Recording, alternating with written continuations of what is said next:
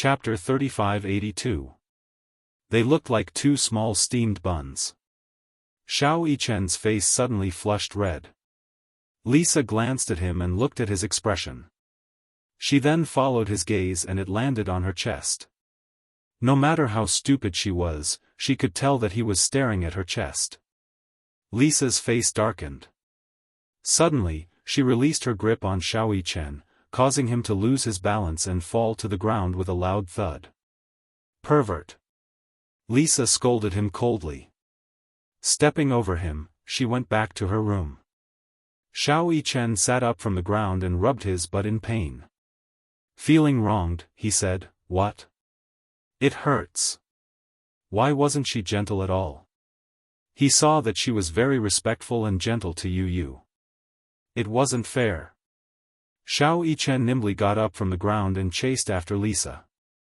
He muttered behind her, "Why are you so gentle to Yu but so violent to me?" Lisa rolled her eyes expressionlessly and ignored him. "Hey, since I'm replacing Yu now, you should treat me as Yu too. Be gentler." Lisa suddenly stopped in her tracks and turned around calmly. She looked at him meaningfully and said in a mocking tone, "Are you as smart as Yu? Are you as obedient as Yu? Yu isn't as perverted as you." As she said this, she glared coldly at Xiao Yichen and said coldly, "Mu Yichen, I'm warning you. If you stare at me again." Lisa instinctively covered her chest with her hands and said with an ashen face, "Keep your eyes to yourself. If you keep looking, I'll dig your eyes out." After Lisa finished speaking, she walked away. Xiao Yichen watched her leave in shock. He couldn't help but lament, how violent. Even though Xiao Yichen was very resistant to green vegetables, he could only pretend to be calm and silently eat grass in order not to expose his identity. After 4 days, Xiao Yichen finally couldn't take it anymore. He started a hunger strike and insisted on eating meat. Lisa had no choice but to order the chef to prepare steak in the name of wanting to eat meat. At night, little Yichen lay in bed, clutching his growling stomach as he tossed and turned. He was so hungry that he could not fall asleep no matter how hard he tried. The lights suddenly came on. Lisa turned on the lights and walked in with a tray of food. At first, Xiao Yichen was sleepy and was about to fall asleep when he suddenly smelled an alluring aroma. He jumped up from the bed like a carp. He sniffed in the direction of the aroma. Lisa walked to the bed with a tray and said expressionlessly, "Get up and eat." Xiao Yichen moved closer. When he saw the steak on the plate, his eyes lit up. Meat, meat! Xiao Yichen was like a heretic from a cult as he sat upright and devoutly. Lisa picked up the food from the bed and placed the tray in front of him. Like a gust of wind, he devoured the large piece of steak in a matter of minutes. Lisa was dumbfounded. She stared blankly at the knife and fork in his hand, looking as if he still wasn't hungry. She asked eagerly, "Is there more? Are you a pig?" Lisa said angrily, "Even pigs don't eat as much as you." Xiao Yichen said pitifully, "I've been hungry for a few days. This bit of meat isn't even enough to fill the gaps between my teeth." Chapter 3583. Half an hour later, Lisa walked in with another tray. Other than steak, there were cheeseburgers, ham, and sugar eggs. Lisa walked into the kitchen and told the chef, "I'm still hungry. Fry another steak for me." The chef stared at her in shock. It was as though she was a mutated monster. Yu couldn't eat meat, and the nutritious meals were all vegetarian. They couldn't eat any protein or fat, so it would be suspicious if Xiao Yichen wanted to eat meat. Hence, Lisa braced herself and said that she wanted to eat. Alas, her appetite was pitifully small and was not even 1/6 of little Yichen's. Hence, when she mentioned that she wanted to have another serving of steak, the chefs looked at her as if they had seen a ghost. "Last meal. There's no more," Lisa warned. Xiao Yichen nodded like he was pounding garlic. He wolfed down the steak and digested the rest of the food. Only then did he feel a little full. He was so touched that he wanted to cry. Xiao Yichen licked the black pepper sauce on his knife and fork, still craving for more. Lisa sized him up coldly. This guy didn't look like an aristocrat at all. Instead, he looked like a starving refugee. The way you eat isn't elegant at all. Bad review. Xiao Yichen's lips twitched. He retorted, a full man doesn't know the suffering of a starving man. Try starving yourself. How rare. You didn't even know how to do idioms and basic arithmetic in the past. It's been a while, but you've improved. Xiao Yichen said indignantly, who says I don't know how to do arithmetic? Give me the questions, and I'll show you. Lisa mocked, do you think I'm as childish as you? Humph, I don't think you know how to do arithmetic either. Xiao Yichen sized her up with contempt. Do you know how to multiply 10 by 10? Lisa looked at him with even more contempt. She asked, what's 15 multiplied by 78 and divided by 20? Xiao Yichen was speechless. He was dumbfounded. This arithmetic problem wasn't something that could be solved with just fingers. The problem was that even though his arithmetic skills had improved, he still needed to use what Yu had taught him. He was far from being able to do mental arithmetic. Can you do it? 58, 5, idiot. Xiao Yichen threw himself onto the bed, feeling wronged. Lisa took the tray away and said disdainfully, tell me, why are you and Yu twins? Why is Yu so smart and you so stupid? After saying that, she walked away as light as a feather. Xiao Yichen clenched his fists in anger. He glared at her back and gritted his teeth. How infuriating. He was actually despised. Sleep.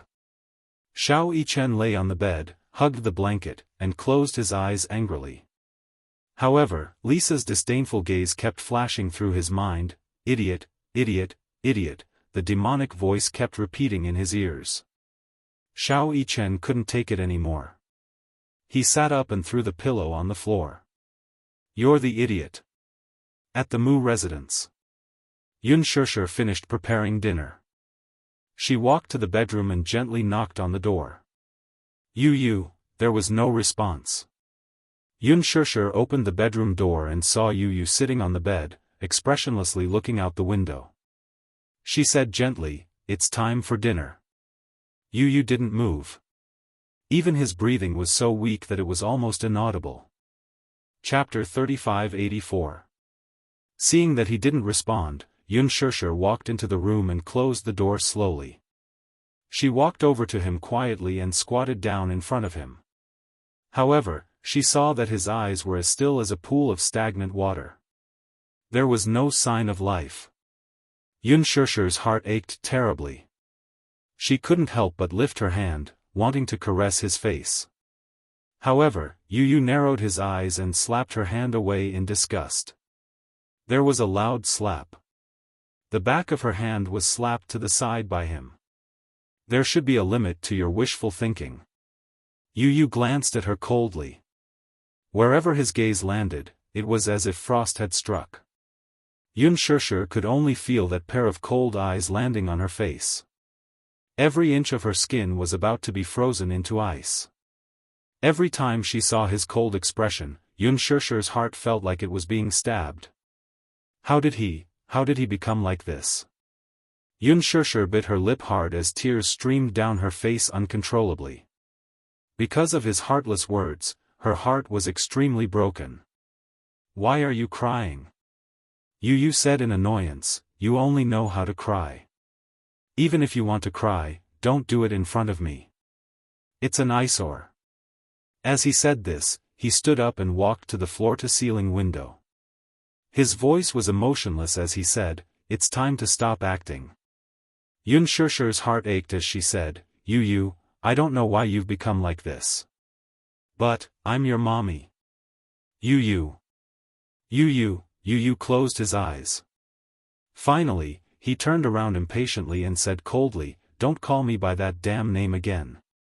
Damn it, when Unspoken heard this, she felt as if she had been hit hard.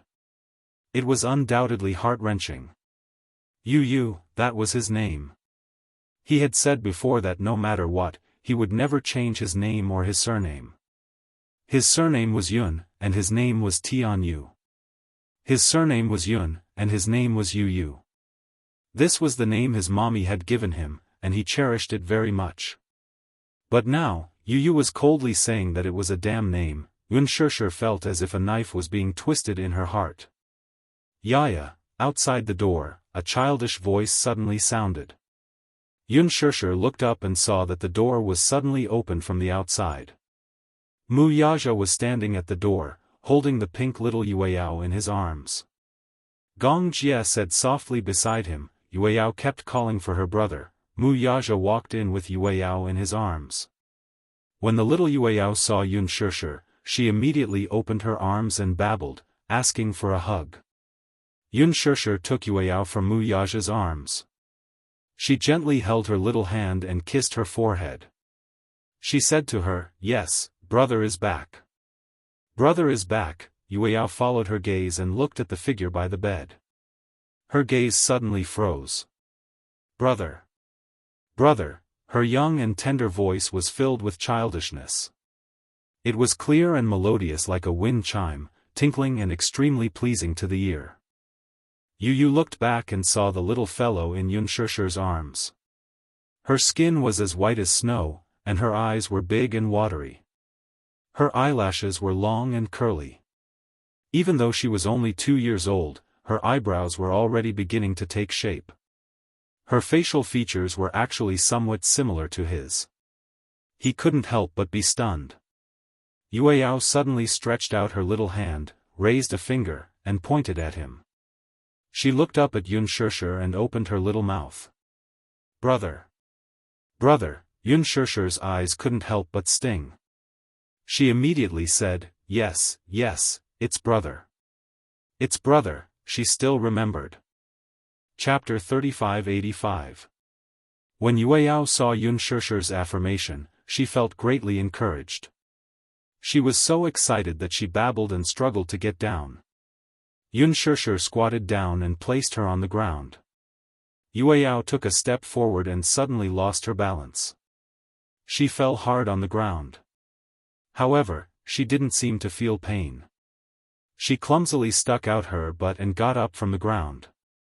She opened her small hands and walked unsteadily towards Yu.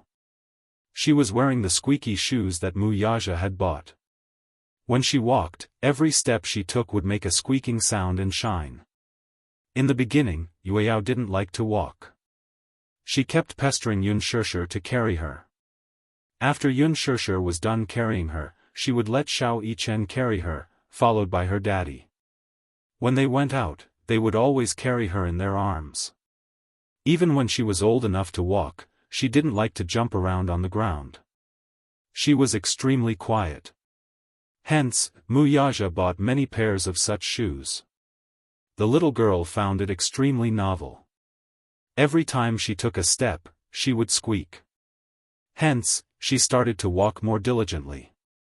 Even though she wasn't walking very smoothly, it was considered very smooth.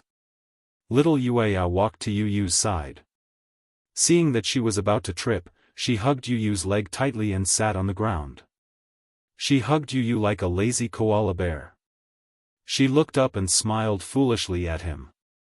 This smile was as if all 3,000 worlds were shining brightly. When she smiled, her 2 front teeth were as cute as a rabbit's. She was mischievous and cute.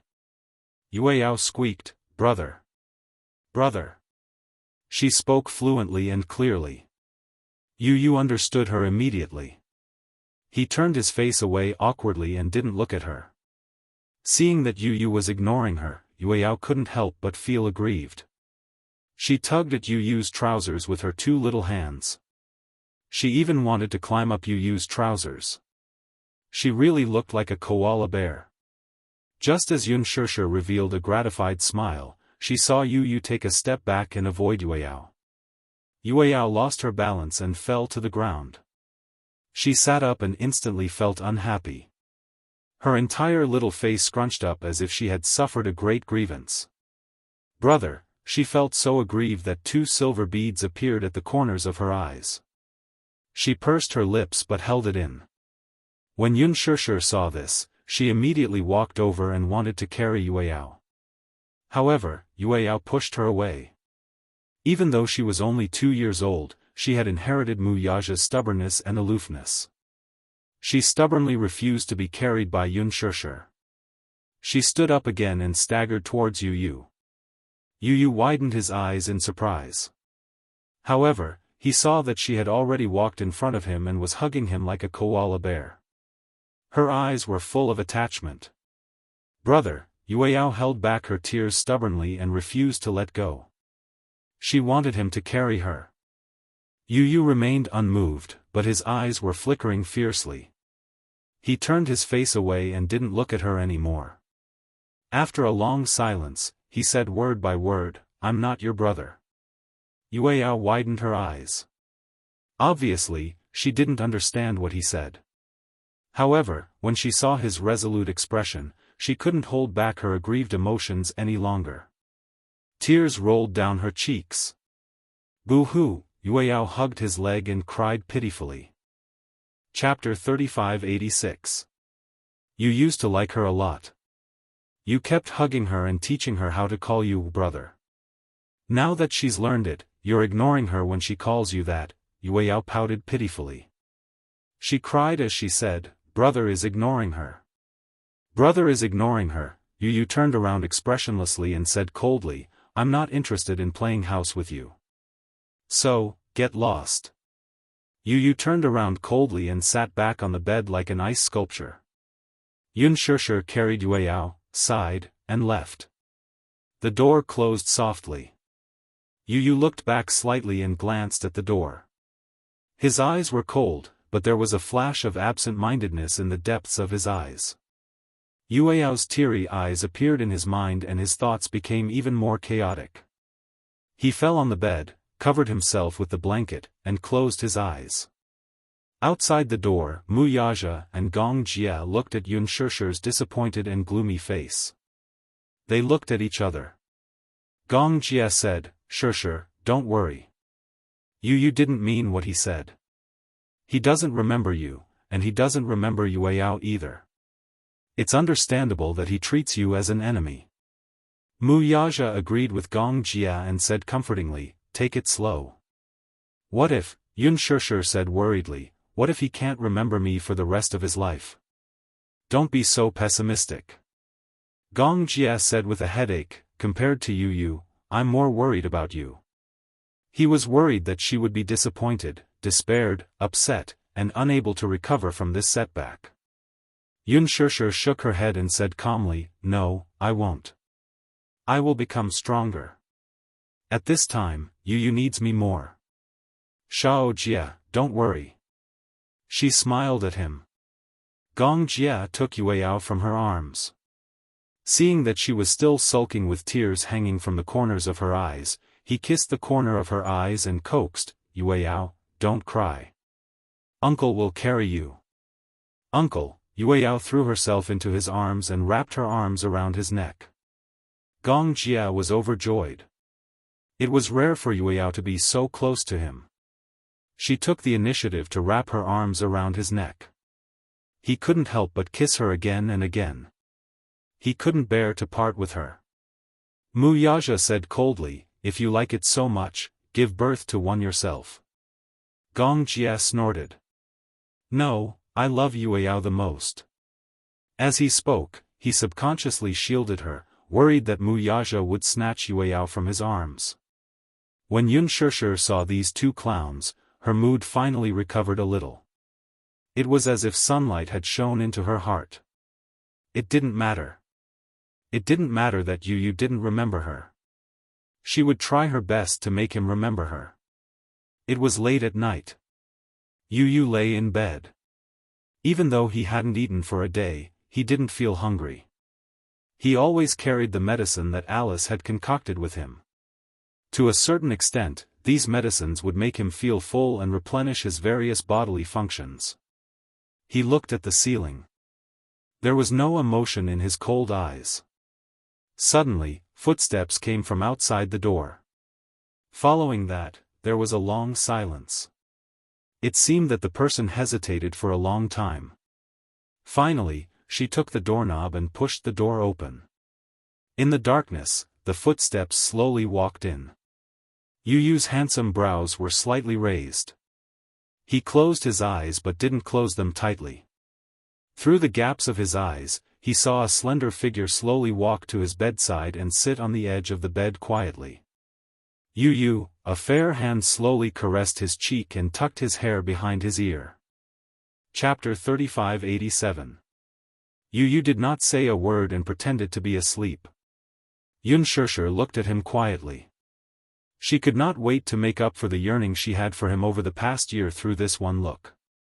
This one look felt like 10,000 years. She could not help but recall how he looked when he was just born. His wrinkled little face was red. After being rescued and returned to the incubator, he looked so weak that it was as if he would leave her at any time. She had just gone through childbirth, but she still insisted on visiting him every hour with Yun Yecheng's help. In the beginning, she was weak, but later on, she slowly regained some vitality. Her two small hands began to wave and grasp the air. Her legs also began to kick. The first time she took him out of the incubator to feed him, he was born prematurely at 8 months. He was so small that he was as light as a feather. She still remembered the first time he opened his eyes. Those jet-black eyes were like inlaid agates, filled with a lively luster. He opened his eyes and smiled at her, revealing his pink gums. The first time he said "mommy" was inadvertently when she was busy tripping rice noodles for him. The little guy was playing with his toys when he suddenly said, "Mommy." She turned around in surprise and walked up to him. She asked him to say it again, but he only cared about his toys and smiled at her foolishly. He did not say it again. However, Unspoken was still so excited that she could not calm herself down. God knew how long she had been waiting for this sentence. Every time she taught him how to pronounce it, she would exaggeratedly open her mouth and he would be amused by her. Gradually, he grew up and became more mischievous. However, at this time, his body was still weak and he often had to go to the hospital. Thus, throughout the year, the empty ward had become his permanent base. She remembered one time when he was very active and rolled down from the hospital bed. She was so shocked that she rushed over and picked him up. He cried out loud in pain. He rarely cried. Even when he was injected, he was so stubborn that he did not shed a single tear. This fall, however, he cried and hugged her tightly. She coaxed him for a while before he finally stopped crying. He grabbed her clothes and quietly fell asleep. It wasn't until he was 5 years old that his physical condition gradually stabilized. She liked to take him to the park for a walk. Every time she came back at noon, he would obediently prepare lunch and wait for her to come and have lunch together. He didn't know how to cook from the very beginning. At first, when he learned how to cook, the fried rice turned into a black paste. She was so angry that she scolded him and told him not to go into the kitchen without permission. It wasn't because the food he made wasn't delicious, but she was worried that he would cut his hand with a knife at such a young age. What if he accidentally caught fire? She didn't dare imagine what would happen. However, Yu Yu's talent in cooking seemed to be innate. As time passed, the food she cooked became more and more delicious. From Chinese food, to Western food, to Japanese food, to Italian food, it was all very easy for him. She was touched, but her heart ached at the same time. Even if the Yu Yu who knew how to dote on mommy, the Yu Yu who knew how to do housework, the Yu Yu who knew how to cook, the Yu Yu who knew how to do housework, the Yu Yu who knew how to cook, and the Yu Yu who was very, very capable never came back, it's fine. Chapter 3588. Unspoken hugged his shoulders and her tears fell uncontrollably onto his face. Whether you remember it or not, you'll always be mommy's Yu Yu. Mommy really misses you, really, really misses you. It's mommy's fault. Mommy didn't protect you well. No matter how harsh or heartless you are, mommy won't blame you, but, don't leave mommy again, boiling hot tears continuously dripped onto his cheeks and rolled down his cheeks endlessly. She held his face in her hands and gently kissed his forehead. Her tears fell straight onto his eyelashes, slid through his eyes, and trickled down from the corners of his eyes. You could only feel his vision becoming blurry. Her tears seemed to flow from her eyes and into his heart. His heart tightened and convulsed inexplicably. He felt as if he was going to suffocate and turn the world upside down. Why was she crying? Don't cry. Her tears made his heart feel like it was going to explode. Why did her tears cause him to lose control of himself? Hearing her sobbing, he suddenly felt a sharp pain in his heart, as if it was going to pierce through his heart. What was going on? What exactly was going on? Yu suddenly felt a sharp pain in his head. His heart was in a mess and he couldn't help but frown. When he came back to his senses, he felt Yunshirshi's body stiffen. He then realized that his arms had unknowingly wrapped around her shoulders. It was as if he had lost control and hugged her uncontrollably. Yu was so shocked that he pushed her away and sat up on the bed. Although he tried to hide it, he couldn't hide the embarrassment that he was showing at this moment. Yunshirshir came back to her senses and stared at him in disbelief. Yu's breathing quickened. He stared at her warily and leaned his back against the bed. He said coldly, "Are you done crying?" Yunshirshir was stunned. His change was so sudden that she was not mentally prepared. When he hugged her just now, she really thought that Yu was back. However, it was just a moment of joy before everything returned to normal. Yu said coldly, "You don't have to show such an expression." He turned his head and looked out the window, deliberately not looking at her lamenting expression. Yu, do you know why I call you Yu? Yunshirshir said, "When you were born prematurely and almost died. I'm glad that God's blessing. You are the best gift to me. That's why I named you Yuntianyu." Ha! How interesting. I'll say this one last time, my name is Gong Fan, not Yuntianyu. As he said that, his head was suddenly felt. He was in pain. The pain, Yu. She asked worriedly, "What's wrong? Do you have a headache?" She rushed out of the door in a hurry, found the medicine box, and rummaged through it. Finally, she found the painkillers. Carrying a glass of water, she walked into the room and passed it to him. "This is a painkiller. Take it, and your head won't hurt anymore." Enough. Yu had a splitting headache and was extremely irritated.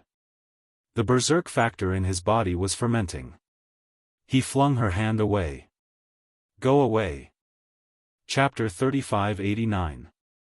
The sudden movement caused the two of them to freeze. Yu stared at the shattered glass on the floor, feeling inexplicably frustrated. Yunshirshir lowered her head and stared at the shattered glass. For a moment, she couldn't figure out whether it was the glass that had shattered or her heart. Yunshirshir pursed her lips as tears rolled down her cheeks. Suddenly, she knelt down on one knee and picked up the shattered glass pieces.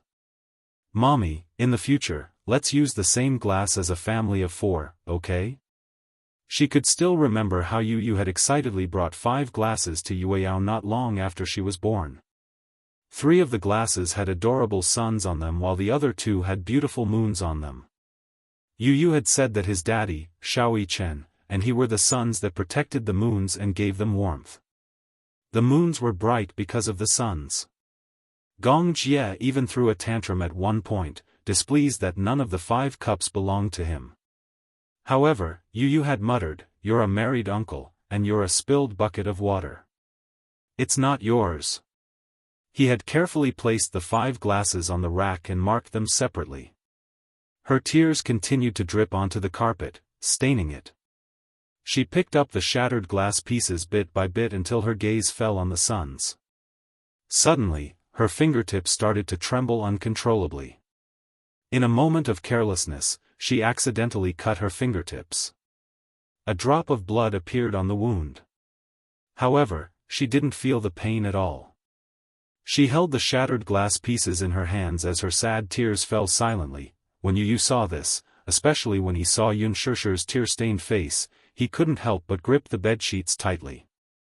The bedsheets were crumpled into a ball, just like his inner world at that moment.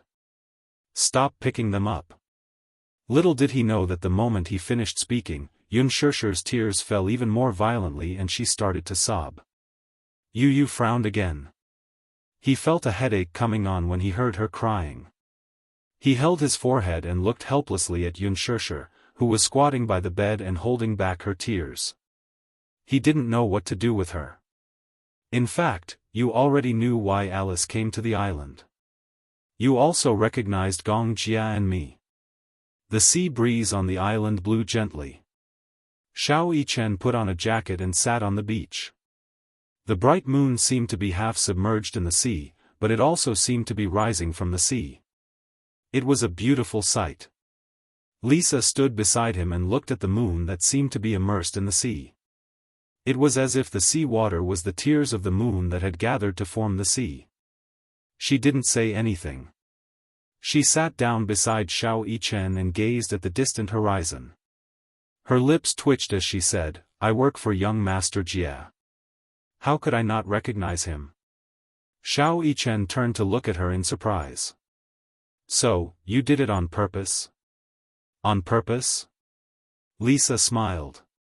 "What do you mean on purpose? You knew that Yu and I were swapped, but you still allowed Gong Jia to take Yu away." Lisa didn't say anything, but it was a silent admission. "Why?" Xiao Yichen didn't understand. "Isn't your mission and duty to take care of Yu? If he was taken away, it means that you didn't fulfill your duty. Aren't you worried that Gong Xiaoying will hold you accountable?" Lisa didn't answer. Instead, she asked, "Do you know what faith is?" Chapter 3590. What do you believe in? Xiao Yichen asked. Lisa looked at the moon and narrowed her eyes.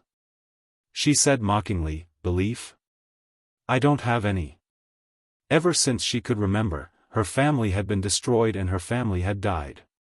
She and hundreds of other war orphans like her had been brought to Atlanta Island. On Atlanta Island, there was a fearsome assassin organization.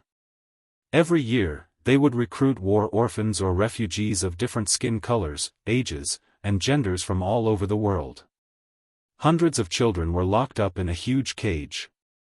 They were only given a bowl of rice and a glass of water. Hundreds of children were only given a bowl of rice and a glass of water. Every child was hungry. What did this mean? This meant that even if they wanted to eat a mouthful of rice, they would have to face hundreds of children fighting each other. If they were hungry, they would only be given a bowl of rice. If they were thirsty, they would have a glass of water. In order to fill their stomachs and survive, the children would start to fight each other. Some were born weak and unwilling to fight. In the end, they could only starve to death. Most of the children would fight with their lives. Everyone wanted to live. No one was an exception. She was the same. At that time, her belief was that she did not want to go hungry. In the beginning, she was unable to recover from the setback. She was weak and could not compete with the children who formed cliques. However, hunger was like a beast. Once hungry, the primitive hunting instinct in her body would be fully activated. She started to fight and snatch. Gradually, from a mouthful of water to a mouthful of rice, until she could snatch half a bowl of rice and half a glass of water. Gradually, many children starved to death. Corpses were constantly being dragged away from the cage. However, the other children did not dare to leave the cage. They were like livestock in captivity. Later, a bowl of rice became half a bowl of rice, and a glass of water became half a glass of water. Eventually, they stopped eating and drinking. At that time, many children had already gone crazy. They were all brought from war-torn lands. Some were even natives. They did not have the concept of law and did not have the principle of killing or not killing. They only wanted to live. When they were hungry and uncomfortable, they wanted to eat. When there was no food, even if they gnawed the flesh of a living person, they would still devour it. Children who were unwilling to eat became living prey. At this time, it was necessary to resist those children who formed cliques. In the end, Lisa and the other children survived, but at that time, all the children were on the verge of death. She was not surprised. The moment she crawled out of the rope, she naively thought, was she finally free? The belief then was to live in this warm sunshine. However, after the children were brought out, they were immediately sent to the next round of devil training. The so-called devil training was hellish. The weak would die, and the strong would survive. Perhaps, in the end, there would only be one person who could survive all the trials. Lisa was the only child who survived during that period. However, after the cruel competition, she didn't even have a basic belief. It was precisely because he had no faith that his heart ached for Yu. After the first personality was destroyed by the second personality, it became Gong Fan's Yu. It was like a numb and cruel zombie. It had no feelings, no beliefs, and no goals. Empty ambition. Chapter 3591. When she had first met Yu, this child was so special. On one hand, he was ruthless and unscrupulous. On the other hand, he was as warm as ever, just like the bright and beautiful sun shining on one's heart. However, this warmth was only vividly displayed in front of Yunshushu. At that time, Yu was loved, knew how to love and enjoy being loved. He was blissful. Now, Yu was sitting there, but he was as empty as a painting. He was still as if there was no trace of life in him. She knew very well that Yu was not happy at all. Therefore, she had deliberately let Yu go. At least, when Yu was brought back to the Mu family, there would be people who would love and protect him. They would not bear to use him. Now, her belief was that her little master would be able to smile from the bottom of his heart like he did in the past. Xiao Yichen took a deep look at Lisa. It was as if something in his heart had been deeply touched. Yunshushu hugged the broken shards. Her tears kept falling onto the carpet and her lips were trembling. She did not even notice that the shards had cut her palms and blood was seeping out. Yu casually switched on the wall lamp and saw the tears on her face clearly. At that moment, he did not know what to do. In the past, he had never felt so helpless. Now that he was faced with such a sad woman, it was as if there was an invisible hand mercilessly tearing his heart into pieces. He suddenly blurted out, "All right. Don't cry." However, Yunshushu was unmoved. When she thought of the 5 cups that Yu had bought and one of them was missing, she was so sad that tears kept falling. "Don't cry." Yu threw the table lamp on the floor in frustration. He did not know how to stop her tears, let alone how to comfort her. He only knew that when he saw her tears, his heart would also hurt. When he saw her sad, he would also feel very sad. Yunshushu looked up and saw Yu's impatient expression. She then stood up and left with the shards in her arms. Not long after, she came back in again. Wearing gloves and a vacuum cleaner, she cleaned up all the shards on the carpet. You should sleep early." After Yunshushu finished speaking, she awkwardly wiped her tears and left the room. Yu looked in the direction of the closed door. She could not help but feel a little dazed. He lay down on the bed, but he could no longer fall asleep. He opened his eyes and stared at the ceiling. No matter what, it was difficult for him to fall asleep. He suddenly sat up and got off the bed. He opened the door and walked to the living room. This was the first time he walked out of his room since he returned to the Mu family. On the table in the living room, there were a few pieces of paper towels. On the paper towels, there were a few pieces that formed a sun. Yunshushu couldn't bear to throw it away, so she pieced the pieces together. Yu glanced at it and his heart seemed to be in turmoil. He turned around and looked around. Suddenly, he saw a few white blankets on the cupboard beside the table. He frowned and walked over as if he was possessed by gods and demons. Yu took the quilts and walked into the room. He sat in front of the study table and casually opened the drawer. There were a few boxes of paints in the drawer. He squeezed the paints into the palette, picked up a pen and dipped it in the paints. Then, he slowly drew a circle on the surface of the empty cup. Yu suddenly realized that he was doing something childish.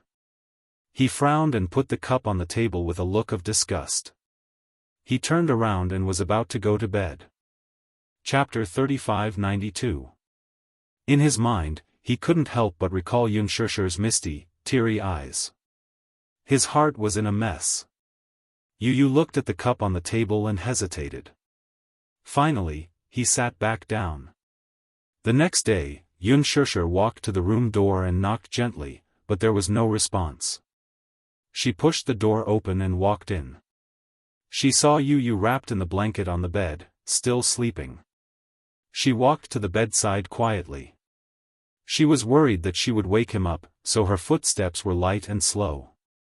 As she walked past the study table, her gaze was attracted by a cup on the table. Yunshi followed his gaze. She remembered that this cup was used to serve guests. Why was it placed here? She casually picked up the cup, but from the corner of her eye, she caught a glimpse of the neatly packed paints and brushes, as well as the unwashed color palette. She couldn't help but be startled, and slowly turned the cup over.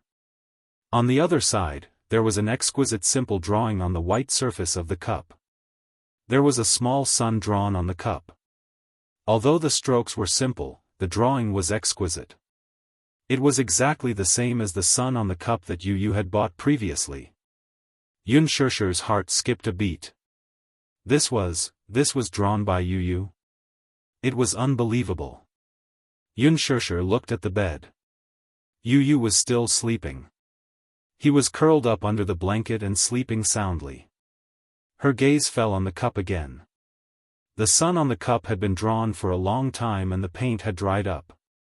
She felt warmth in her heart, as if the sun was shining on her. This was drawn by Yu. Could it be that he had drawn a new cup because he had accidentally broken the cup yesterday? Yunshi was extremely touched at this thought.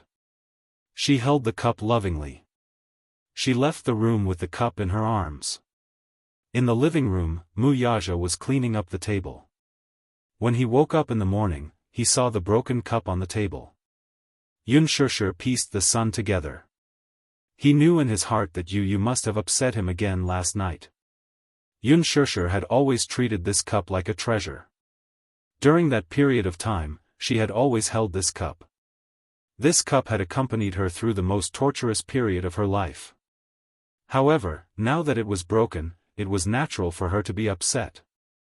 For the entire morning, she was in low spirits and her eyes were swollen. It was obvious that she had cried a lot last night.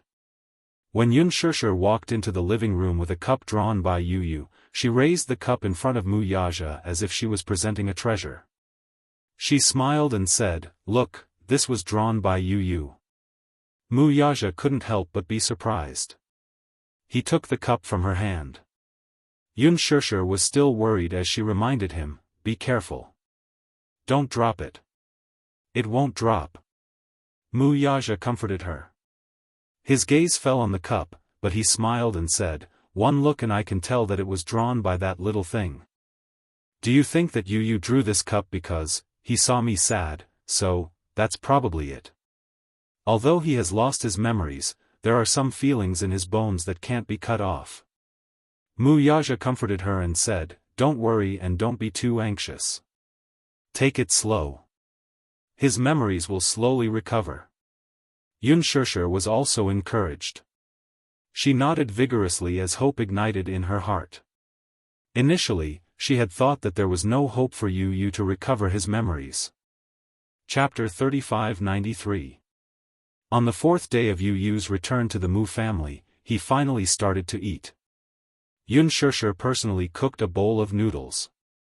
She wasn't a good cook, but in the past year or so when Yu wasn't around, she started to study her culinary skills. She started from recipes and attended some culinary training classes. Gradually, she was able to take charge of the kitchen. She brought the bowl of noodles into the room. Yu was sitting on the bed, flipping through the books on the bookshelf. When he saw her walk in, he put the books back into the bookshelf with an indifferent look on his face. Xianxia smiled and placed the bowl of noodles on the table. She said to him, Yu, eat something. If you don't eat, you'll starve. When Yu heard this, he turned his face away. However, his attitude was no longer as repulsive as before. Instead, he said indifferently, I don't want to eat. You haven't eaten for 4 days. Xianxia pleaded, eat something, okay? Mommy will feed you. She paused for a moment. Worried that he would resist, she changed the way she addressed him. I'll feed you. Yu sat in front of the study table and looked at her steadily. He didn't reject her, but he didn't agree either. Xianxia walked over to him tentatively.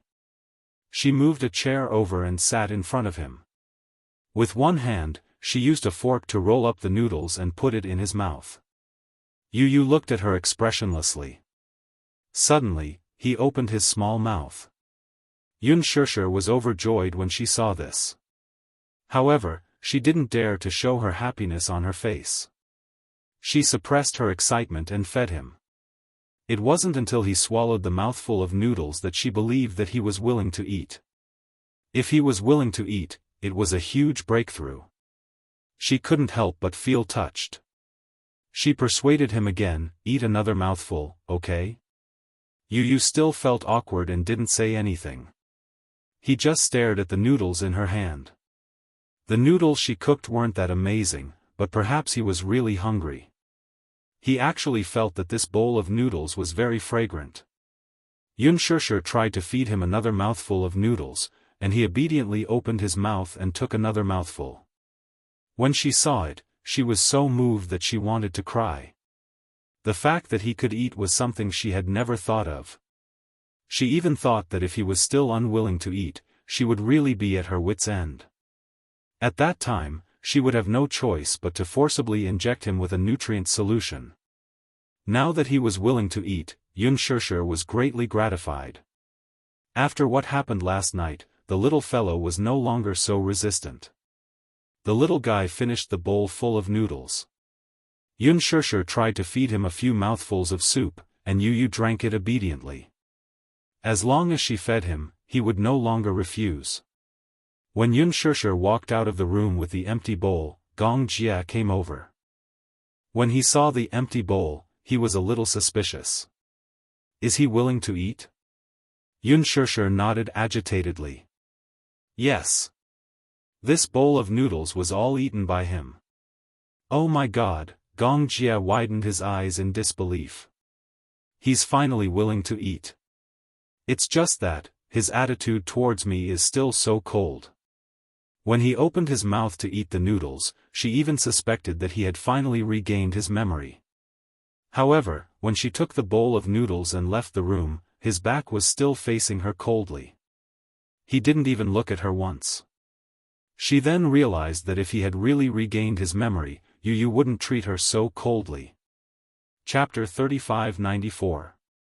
At night, when Xianxia finished cooking the noodles, Gong Jia volunteered to bring it into the room.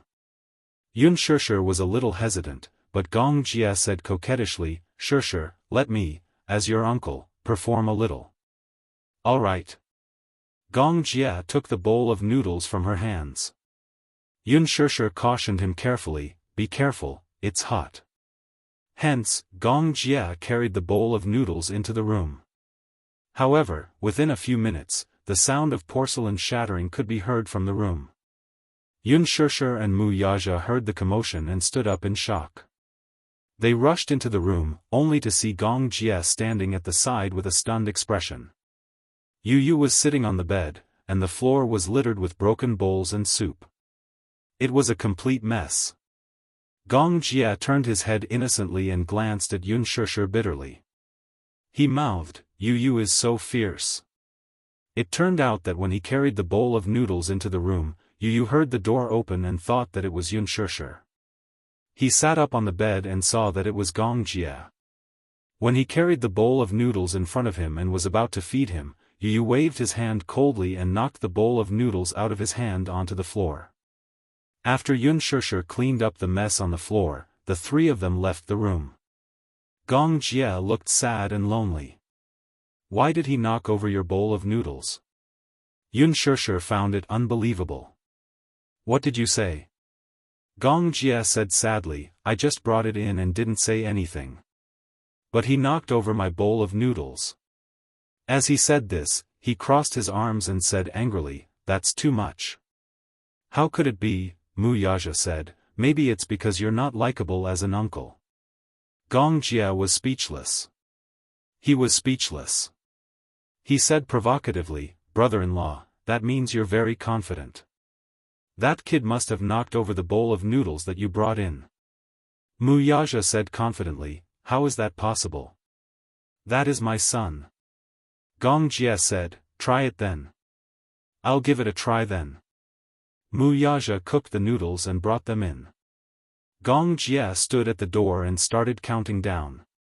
5, 4, 3, 2, before he could count to 1, the sound of porcelain being overturned came from the room again. Gong Jie and Yunshushu walked in and saw Wuxia standing beside the bed with an ashen face. The floor was also in a mess. Yu sat on the bed with an unapproachable posture. His face was as cold as ever. Pucci, Gong Jie covered his mouth and held back his laughter. He had a smug expression on his face that said, I was right, wasn't I? Wuxia glared at him. Gong Jie glared back at him indignantly. Yunshushu immediately said to Gong Jie, go out first. Sister, go out. Gong Jie left the room feeling wronged. Yunshushu then said to Wuxia, you go out too. Wuxia looked like he wanted to say something, but he didn't. Instead, he left the room. Yunshushu cleaned up the mess on the floor, cooked another bowl of noodles, and brought it into the room. In fact, she was feeling a little nervous. In the afternoon, Yu was willing to eat. Perhaps he was really starving. She didn't know if there would be a second time. Yunshushu carefully inched closer to the bedside. Yu, who was leaning against the headboard, stared at her expressionlessly with a cold look on his face. She probed, eat something, okay? Yu didn't say a word and just looked at her silently. Chapter 3595. The noodles have just been cooked and are still warm. As she said this, she lifted a mouthful of noodles and cautiously brought it to his mouth. Yu's gaze fell on the bowl of noodles and he suddenly raised his hand. Yunshushu thought that he was going to knock the bowl over and instinctively retracted her hand. However, she saw him suddenly straighten the bowl of noodles. It turned out that her bowl of noodles was tilted to one side and was about to spill out. Yunshushu's anxious heart then calmed down a little. However, she saw that Yu obediently ate a mouthful of noodles and didn't show any signs of resistance. She was so excited that her hands were trembling. She had never expected that Yu would really accept her. If it weren't for Wuxia and Gong Jie, she would have thought that Yu was only eating because he was hungry. However, when Gong Jie and Wuxia came in, Yu had knocked over the bowls in their hands. However, when she fed him, he didn't show any signs of resistance. Instead, he obediently ate a mouthful of noodles. Had he accepted her from the bottom of his heart? Yunshushu was greatly encouraged. Even though he still didn't say anything and still looked cold, he didn't even look at her. However, his willingness to eat what she fed him made Yunshushu's originally gloomy heart gradually brighten up. Halfway through the noodles, he lowered his head and refused to eat anymore. Yunshushu persuaded again, Yu, eat another mouthful. If you only eat this little, you'll be hungry at night. Yu looked at her deeply.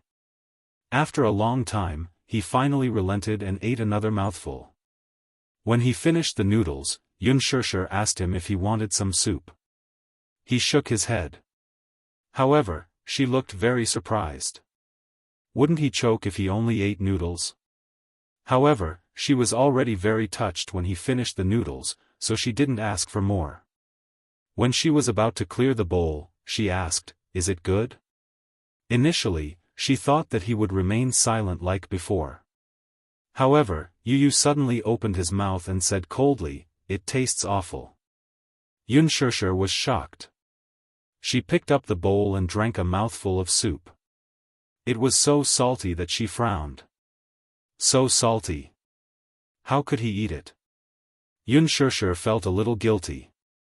It took a lot of willpower for him to finish all the noodles that tasted so bad. She could not help but laugh. She looked at Yu and said in embarrassment, "It's so disgusting. It must have been hard on you."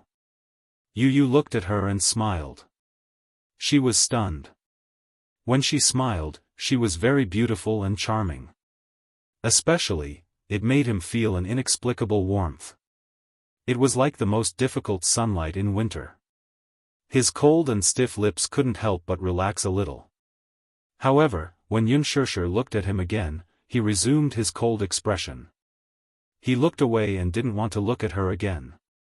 When Unspoken walked out with the bowl of noodles, Wuxia and Xianxia gathered around. When they saw that there was only soup left in the bowl, they were so shocked that they couldn't close their mouths. "He ate it all?" "Yeah." Xianxia immediately said unhappily, "That's not fair. Why did this fellow knock over our bowls when brother-in-law and I brought the noodles in?" Wuxia couldn't hold it in anymore. He glared at him and said, "Shut up." Xianxia said, "That's the truth." Wuxia changed the topic. "In any case, it's a good thing that he's willing to eat, no matter who feeds him." Unspoken nodded. There were tears in her eyes. She immediately wiped them away with her fingers and smiled. This meant that Yu had started to accept her. This was indeed an amazing breakthrough. Chapter 3596. She felt warm inside. She had accidentally spilled a lot of salt when she was cooking the noodles. Even so, he still finished all the noodles. As she thought of this, she felt both guilty and warm at the same time.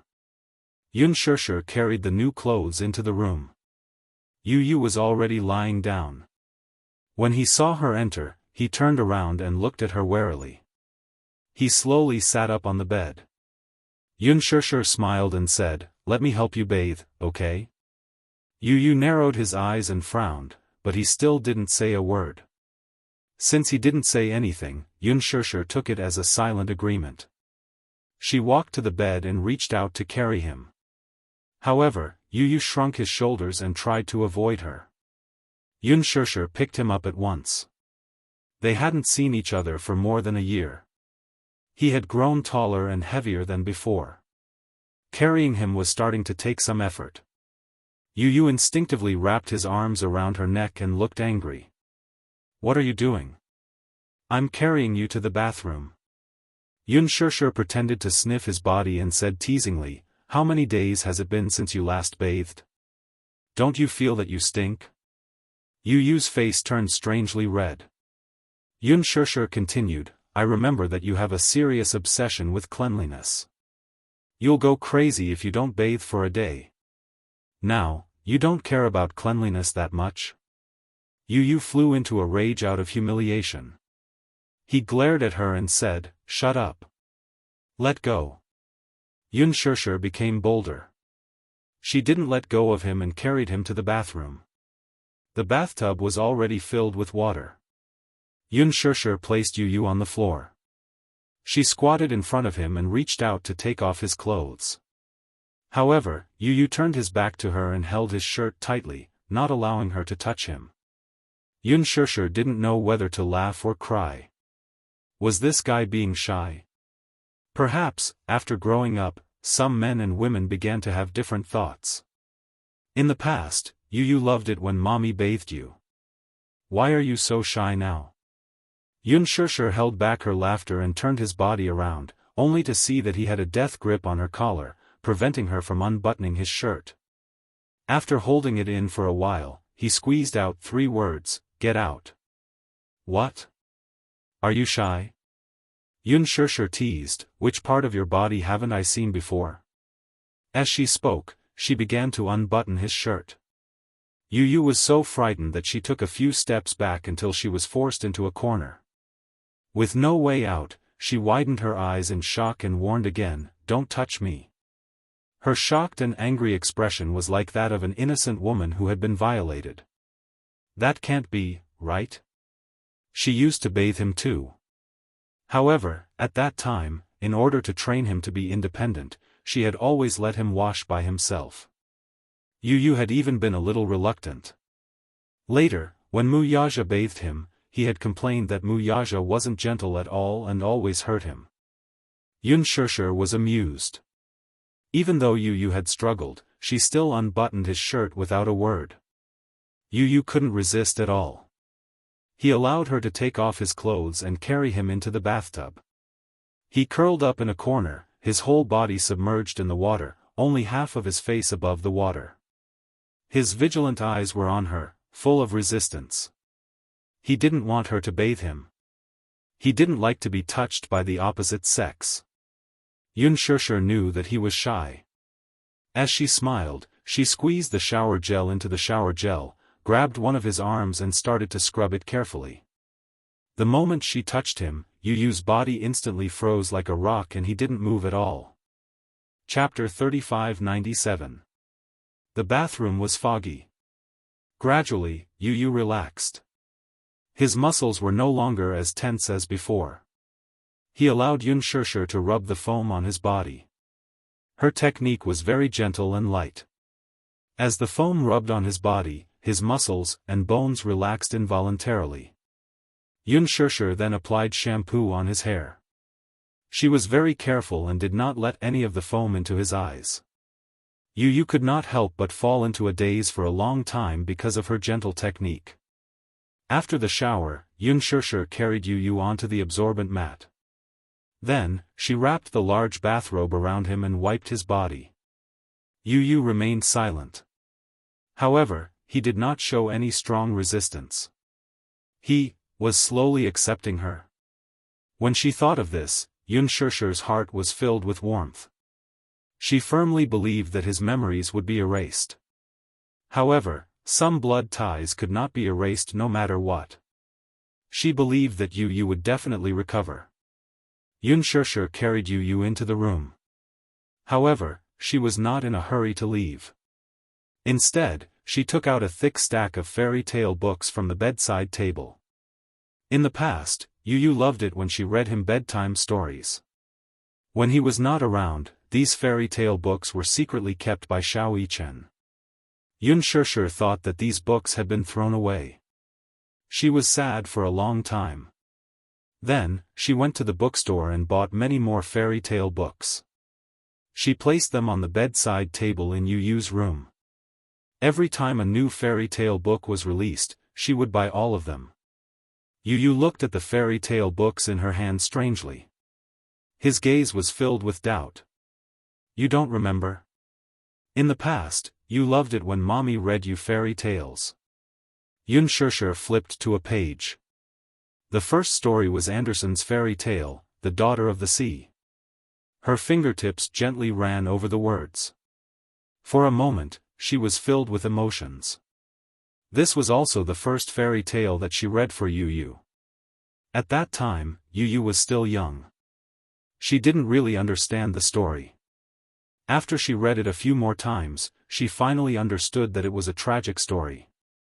Yu lay down on the bed, and Unspoken tucked him in. Daughter of the Sea. Have you heard of it?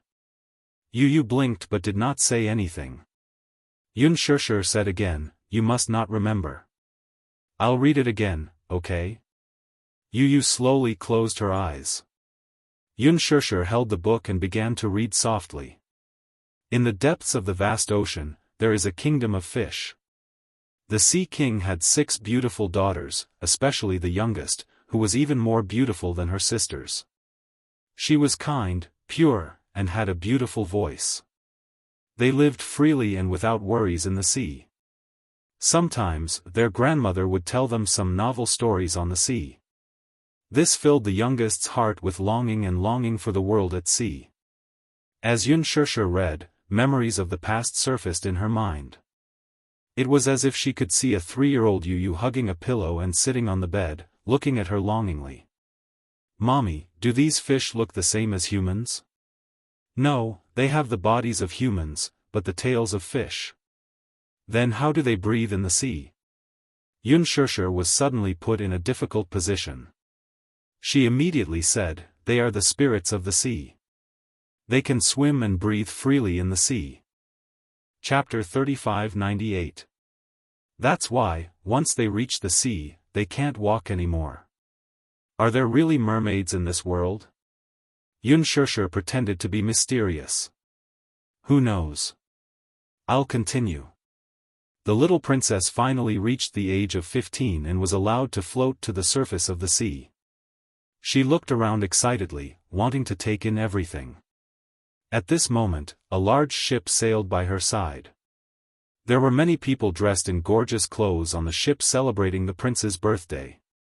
The little mermaid was immediately attracted to the handsome prince. At this moment, there was a sudden storm and the waves destroyed the ship. The people fell into the water and sank to the bottom of the sea. The mermaid risked her life and rushed into the whirlpool to save the prince. She gently kissed the prince's forehead and hid in the water, silently waiting for someone to save him. At this moment, a young lady found the prince. She called some people and saved the prince. When the story reached the part where the little mermaid wanted to turn her fishtail into legs, she found a witch and drank a magic potion. However, it was extremely painful to turn into human legs. Every step she took, she had to endure great pain. Yu's heart clenched. He hugged Yunshirsha's arm and said sadly, "Will the little mermaid die?" She smiled. "No, I won't." "That's good." Yu was relieved again. The story continued.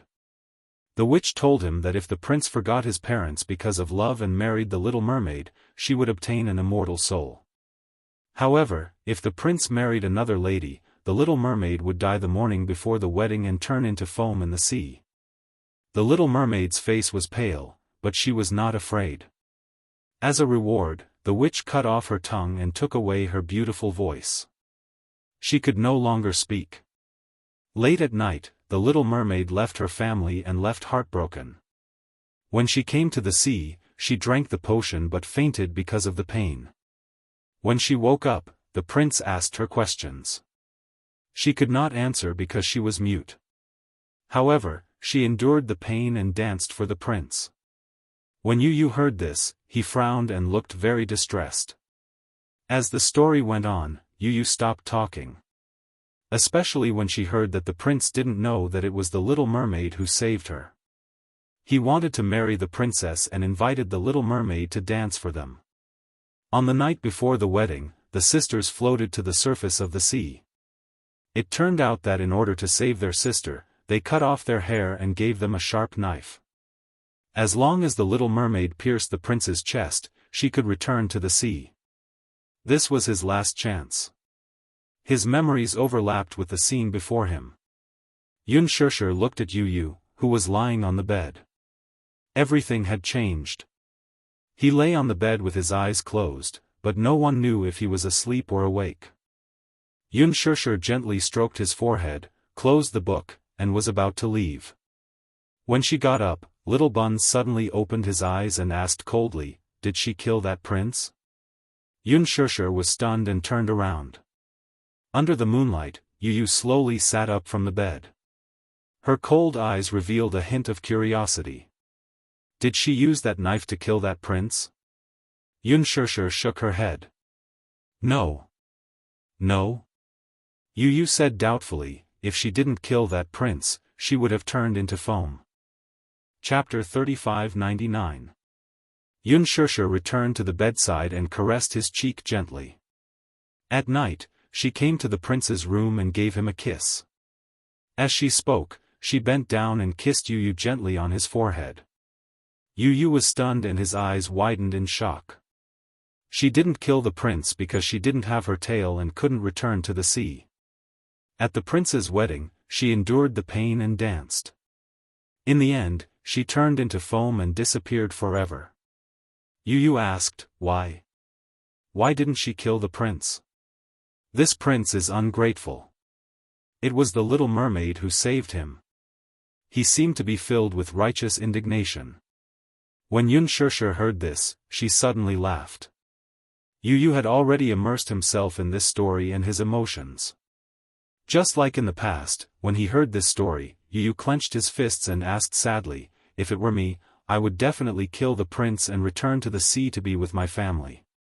Because the little mermaid loves the prince very much. Even if she had to sacrifice herself, she wouldn't be willing to hurt the prince. Yu sneered. If it were me, I wouldn't sacrifice myself for someone who doesn't love me. Unspoken was frightened by his cold gaze. The Yu of the past would not have such a cold gaze when he heard this story. This was a pair of eyes that were filled with hostility. There was a murderous aura that the Yu of the past would not have. Unspoken hugged him tightly, feeling uneasy. Yu, don't be like this. Yu was hugged by her warm embrace. For a moment, his heart calmed down. Not everything can be solved by killing. Unspoken said again, you weren't like this in the past. Yu suddenly pushed her away and said expressionlessly, in this world, the weak are prey to the strong. Only by becoming strong enough can one's own interests not be infringed upon. Unspoken was stunned. She suddenly remembered what Yu had said to her in the past. Only by becoming stronger can you protect the people you want to protect. Mommy, I want to protect you, so I must become strong. That way, no one can hurt you. Yu, why do you want to become stronger now? Yu could not help but stare blankly. This question stumped him. That was right, what was he doing now? What was the purpose of him becoming so powerful? Yu's gaze suddenly fell on her hand. In the past, Yu wanted to become stronger because he wanted to protect Unspoken. But now, he had lost his goal and didn't know where to go. He said in a daze, only by being strong can one not be reduced to being dominated by others. Yes. In this world, the weak were prey to the strong. She didn't deny that. To become strong, one had to be built on the pain of the weak. She also couldn't deny that. However, if the strong became apathetic, cold, and heartless, then what was the meaning of life for such a strong person? I'm tired. Yu turned away and did not look at her. I want to sleep. Unspoken furrowed her brows and did not say anything more until he lay down. She covered him with the blanket and left quietly. However, lying on the bed, Yu tossed and turned, unable to fall asleep. When he said that he was tired and wanted to sleep, it was just an excuse. Chapter 3600. It was a mess for no reason. Her embrace was very warm and made him yearn for it. He actually couldn't help but want to hug her back tightly. It was just that this warmth made him feel at a loss, lost, and confused. Why did he rely on this warmth? She kept telling him how he used to be and how he used to be. But was there really a past? Yu suddenly felt a splitting headache. It was so painful, as if a pair of hands were tearing his head apart. Yu clutched his head in pain and his body curled up involuntarily. He was drenched in cold sweat. It was only at dawn that his headache eased a little. He wrapped himself in the blanket tiredly and fell asleep. When he woke up, it was already the afternoon of the next day. He slowly pushed open the door and saw Unspoken sitting on the sofa in the living room. She was humming softly as she knitted a small glove. On the floor, Yueyao was sitting on the blanket, hugging a teething stick and chewing on it. When she heard footsteps coming out of the room, Yueyao looked up. She was the first to notice Yu. Seeing him standing at the door, she immediately got up from the floor with her butt sticking out. She gripped the teething stick tightly and walked towards him step by step. Brother, she hobbled over to him. She loosened her grip and the teething stick fell to the floor. Unspoken heard the sound of something falling. She looked up and looked at Yu Yu. She put the glove aside and said, "Yu Yu, you're awake?" Yu Yu didn't say a word. He only lowered his head and looked at Yueyao. Yueyao had a pair of big eyes just like him. They were very attractive. Especially those curly eyelashes. When she blinked, they fluttered like the wings of a butterfly and were very charming. Yueyao suddenly opened her arms. Her cherry lips opened and closed and she said in a soft and tender voice, "Brother, hug." This glutinous rice ball wanted brother to hug her. The little fellow was very forgetful. She had completely forgotten about Yu Yu's indifference towards her when she was asking for a hug. Xianxia froze for a moment and looked nervously at Yu Yu. However, she saw that his attitude was no longer as cold as before. At least, when Yueyao walked towards him, he no longer dodged. "Big brother. Hug me." Yueyao stretched out her arms again and stood on her tiptoes. However, she lost her balance and fell on her butt. From start to finish, Yu Yu looked at her coldly and did not help her up. Yueyao fell, but she did not cry in a delicate manner. She only furrowed her delicate brows, clearly aggrieved. She got up from the ground on all fours and raised her head to look at Yu Yu, only to see that he was still cold and indifferent. For a moment, she was extremely sad. Her little mouth pouted high, and she looked like a storm was coming. Xianxia knew from this that she was going to cry. She quickly stood up and was about to walk over to carry Yueyao when Yu Yu suddenly bent down and gently carried Yueyao. He was still a little unfamiliar with the way he carried his sister. He didn't even know how to use his arms to support her, but Yueyao was delighted to see him carry her. She hugged him tightly like a koala bear and didn't want to let go. She leaned on his shoulder affectionately and broke into a smile. Chapter 36:01. For some reason, Yueyao was inexplicably close to Yu Yu. This surprised Xianxia a little. After all, a child's memory was limited. Even before this, Yu Yu was the closest to her and doted on her the most. She liked to hug her every day, hold her phone, and take pictures of Yueyao non-stop like an idiot. However, at that time, Yueyao was incomparably cold to Yu Yu. However, Yu Yu had left for more than a year. Yueyao shouldn't have remembered. Yueyao hugged Yu Yu like a koala. Her little head rested on Yu Yu's shoulder, looking extremely satisfied. Xianxia teased her and said, "Yueyao, where's Xiaoyichen?" She thought that Yueyao had mistaken Yu Yu for Xiaoyichen. When Yueyao finally started babbling, Xiaoyichen taught her to say her name.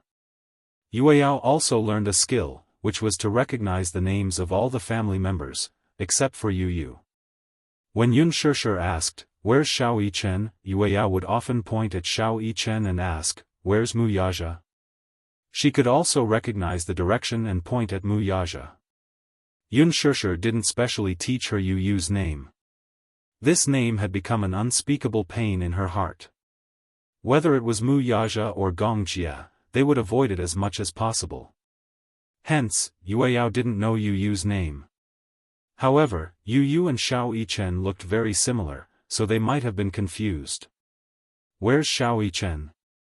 When Yueyao heard Xianxia say Xiaoyichen's name, he couldn't help but look around.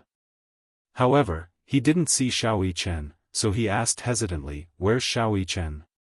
Xianxia was stunned. If Yueyao mistook Yu Yu for Xiaoyichen, she would definitely point at Yu Yu. However, it did not.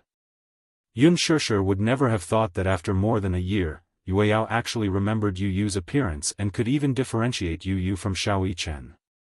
When Yu Yu heard Xianxia's question, he asked suspiciously, "Who's Xiaoyichen?" Xianxia said gently, "Xiaoyichen is your older brother. You're twins and look exactly the same. No one can tell the difference. Other than your family members, I didn't expect Yueyao to be able to differentiate between you and Xiaoyichen." After a pause, Xianxia said sadly, "After all, when Yueyao was not even a year old, you got into trouble." When Yu Yu heard this, his thoughts were a little confused. "I have an older brother?" Yu looked a little surprised. Unspoken immediately took out a photo. It was a family photo and she showed it to Yu. Yu looked at the photo. It was a family photo. Unspoken was sitting with Yao in her arms. Two children who looked exactly like him were standing on both sides. It was sunset. Of the two children, one had a gentle smile while the other had a sunny smile. Their eyebrows and eyes were exactly the same, except for a slight difference in height. Even he could not tell which child was his own. This was the first time he saw a family photo like this after he returned to the Mu family. At first glance, it was a huge shock. Unspoken had always said that he was her son and her baby. Yu had always been suspicious. The reason why he was not so resistant and close to her now was not because he believed that he was her son. It was because he did not know why he was not so resistant and close to her. However, when he saw this photo, Yu could not help but wonder if what she said was true. Was he really her family? Was that possible? Chapter 3602. Alice had instilled memories in him. He was the son of the Gong family and had always been in poor health, so he had been receiving physiotherapy on Ashland Island. He didn't know who his mother was, nor did he know who his siblings were. He only knew that he had an uncle called Gong Jie. However, even Gong Jie told him that his real name was not Wuxia. His real name was Yun Tianyu, and he was the son of Wuxia and Unspoken. He could not digest this information for a while. It was complete nonsense. He had been in the Gong family all this time and did not have any memories of Wuxia, Unspoken, and even Xiaoyichen. It was just that the photo made his thoughts chaotic for a moment. Yu lowered his head to look at Yao, who was in his arms. Yao also looked up at him. Seeing him staring at him, the little guy reached out his soft hands and gently patted his face. It was so fun. Yu did not find it annoying, though. Her scratches did not hurt much, and her nails were neatly trimmed. Hence, when she pinched herself, it did not hurt or itch. Yu was no longer as resistant to this child as before. He avoided her as if she were a snake or a scorpion. This change made Unspoken feel relieved. Did he quickly improve on the day he regained his memories? During dinner, Unspoken personally cooked. When Gong Jie and Wuxia returned, the dishes were already on the table. What surprised them was not that Unspoken cooked for the first time, but that they saw Yu sitting at the dining table with Yao sitting on the baby stool and playing with a toy. He lazily propped his chin on his hand and quietly watched her play with the toy. This guy actually walked out of his room? This was a miracle. After returning to the Mu family for such a long time, he had always locked himself in his room. He never came out of his room, never letting the sun out. Why did he come out now? Gong Jie and Wuxia looked at each other but did not show too much of a shock, lest they startled him. As usual, they sat down at the dining table. Yu did not look at them and continued to stare at Yao. Gong Jie had his own thoughts. Yu, this damn siscon. Why was he always staring at Yao? Was uncle not good looking? Huh? After being back for so many days, this brat had only glanced at him lightly when he smashed the bowl of noodles that he had brought out. He had not even looked at him directly. Gong's heart. Wuxia and Gong Jie stared at Yu fiercely and complained in their hearts. The two of them were not as good-looking as Yao, right? Unspoken walked out with rice and saw that Gong Jie and Wuxia had returned. The two of them sat opposite Yu and the three of them formed a strange triangle. Her lips twitched as she placed the rice on the table. Let's eat. Unspoken placed the rice noodles in front of Yao and tied a napkin around her before sitting down beside her. They started eating. Yu was stunned and did not move his chopsticks. When they were on Ashland Island, he had always eaten alone. He was used to having a quiet dining table and had never experienced this before. There were so many people sitting around the table and eating, but he did not feel uncomfortable at all. "What are you waiting for?" Unspoken picked up a grilled chicken wing for him and said, "Eat it while it's hot." Yu picked up his chopsticks and started eating. Chapter 3603. Yu finally raised his eyes to look at him. It was just that this glance was cold and emotionless, and then, he pushed the vegetables away in disgust. He pushed them away. He had thought that he would just push them away, but unexpectedly, Yu picked up the vegetables and threw them into the small plate used for throwing the bones. Gong Jie's heart shattered with a smack. Mu Yaja muttered, "Yu doesn't like vegetables." Hence, he also picked up a drumstick and put it in his bowl. Yu didn't even look at it. He used his chopsticks and placed the drumstick on the table. Then, he used his chopsticks to pick up the chicken wing that Unspoken had given him and started eating. Mu Yaja was speechless. Gong Jie tried to hold back his laughter until his stomach hurt. He lowered his voice and said, "Brother-in-law, he doesn't want to eat the drumstick you gave him. Yu just doesn't like you, huh?" Mu Yaja turned around and smiled at him elegantly. Then, he picked up a piece of red braised pork and stuffed it into his mouth. "Shut up and eat." Gong Jie couldn't speak with a piece of red braised pork stuffed into his mouth. He stared blankly at Mu Yaja as he calmly picked up his bowl and started eating. Yu finished the drumstick in his bowl and stopped eating. Unspoken saw this and picked up some vegetables for him. Yu hesitated for a while and ate the vegetables as well. Yao thought that it was fun. She suddenly scooped up some rice noodles with a spoon. She raised her little hand and stretched it in front of Yu, wanting to feed him.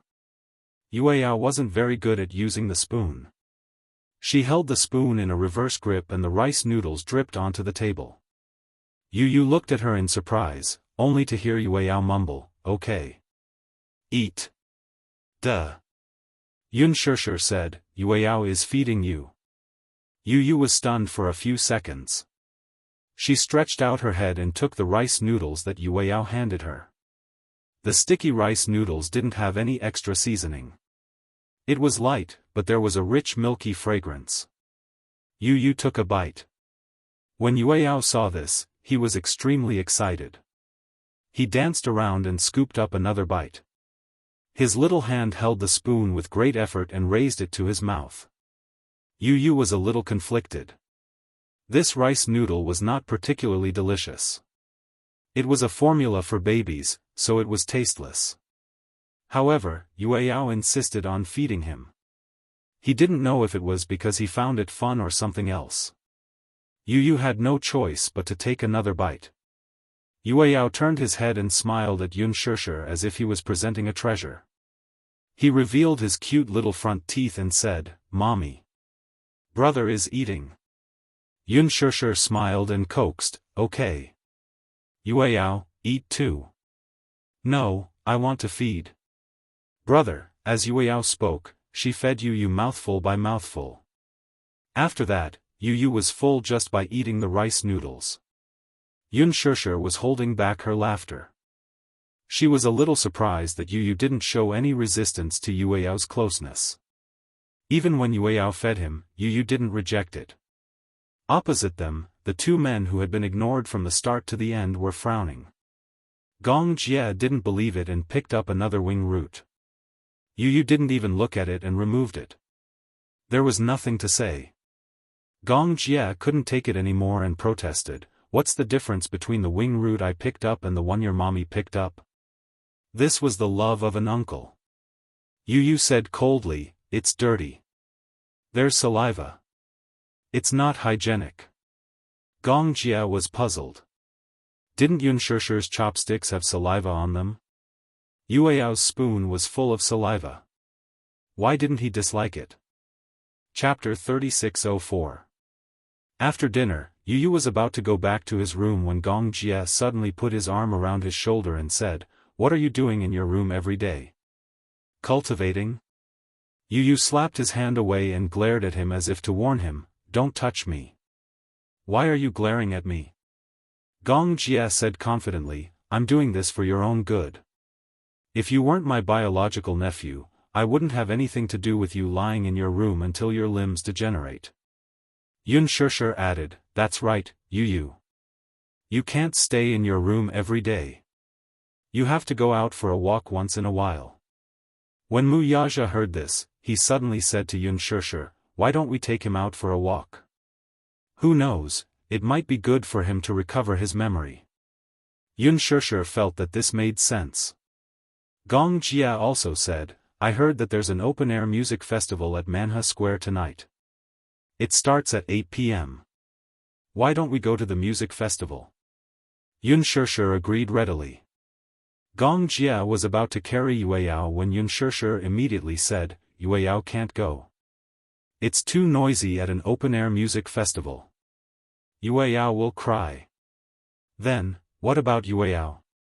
Although there was a nanny, Yueyao couldn't be left alone.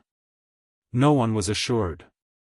Wuxia said matter-of-factly, as his uncle, you should stay and take care of Yueyao. When Gong Jia heard this, he couldn't take it anymore. No way. Why should I? He hooked his arm around Wuxia's shoulder and said disdainfully, don't think I don't know what you're thinking. You must be thinking of using the music festival to communicate with Yu. No way, I want to go too. What's wrong with the three of us communicating?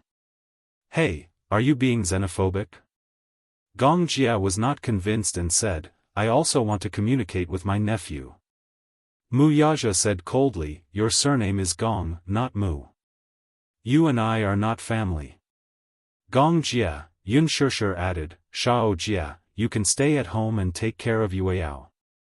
Wuxia continued, well, you don't like Yueyao very much. Now, no one is fighting with you for a hug. Be good. After that, Wuxia picked up Yu and left with Unspoken. Gong Jia was left standing alone in the living room, unable to express his bitterness. He didn't know if he should curse her or not. Was he being treated as a babysitter? Just as Gong Jia was about to explode, Yueyao suddenly walked to his side, squatted down, and secretly stuffed a toy into his trousers. Ha ha ha. Yueyao let out a string of bell-like laughter. She grabbed his trousers and tugged. Gong Jia lowered his head and saw that she was having fun playing with his trousers. His eyes couldn't help but soften. He immediately squatted down and pulled her into his arms. Yueyao, uncle will accompany you at home, okay? Yueyao suddenly raised her chubby little paw and slapped his face. Gong Jia's face darkened. He grabbed her little paw and said, you're not allowed to hit uncle's face. Yueyao slapped his face again. Gong Jia frowned unhappily. However, when he saw Yueyao's heartless smile, which made him want to dote on her, he suddenly gave in. He curved his lips and gently kissed her cheek. Yueyao, be good. Daddy and mommy don't want you, but uncle wants you. Yueyao suddenly pinched his cheek and pulled it until it was deformed. She was amused by his distorted handsome face and couldn't stop laughing. It was only half an hour's drive from Manha Square. Chapter 3605. Yu let her hug him obediently. He looked out of the window. The passing scenery seemed familiar. Was this the place where he used to live?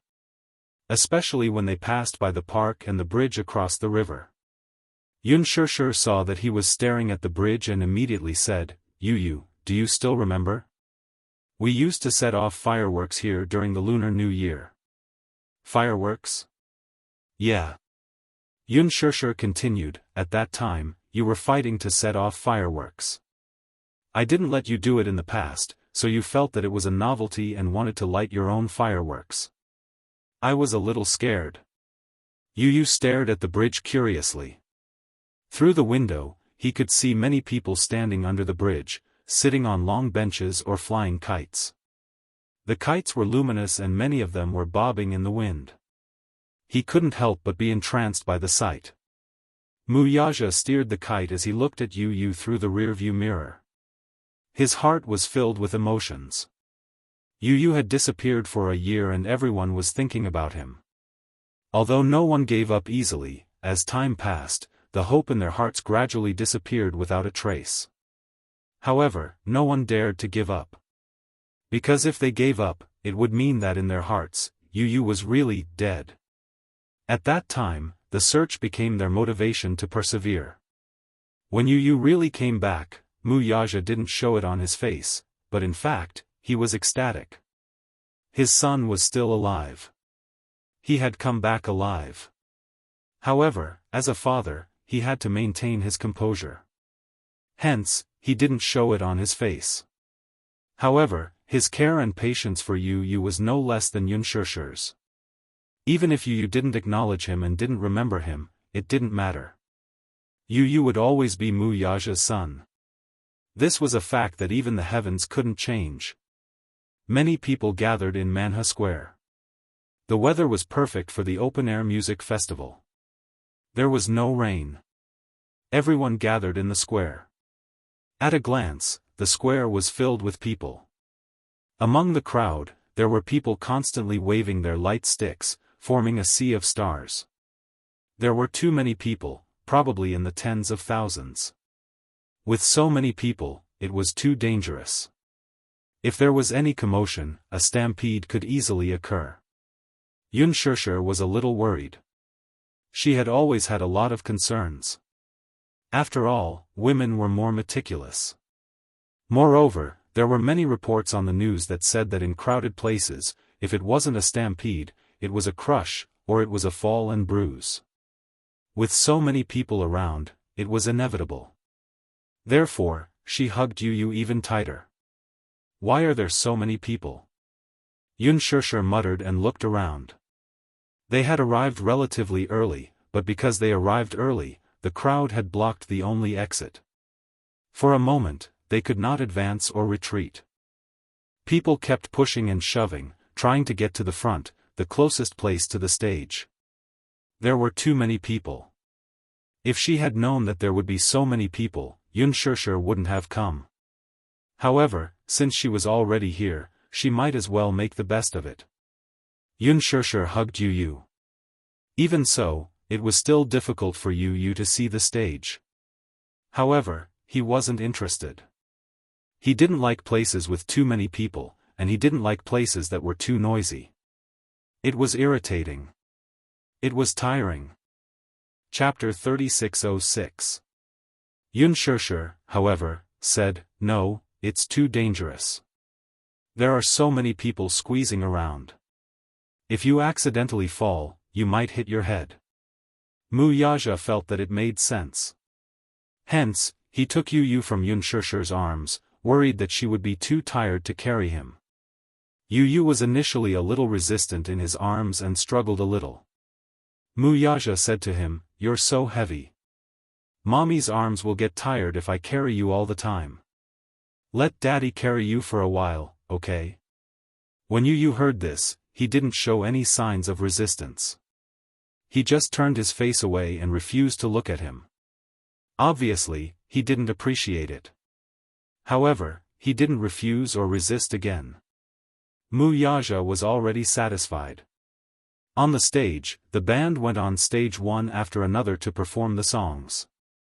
The atmosphere was instantly ignited. Everyone waved the light sticks in their hands and immersed themselves in the moving music. Yu was tone-deaf and wasn't particularly interested in music. However, when the third song started playing, it was an English song that strangely captured his attention. Immortality I am here. Can anyone see Mekanini body help? Can anyone help me? Immortality a prisoner of historia. I am here, a sinner of history, Cantio heremical. Can you hear me yelling?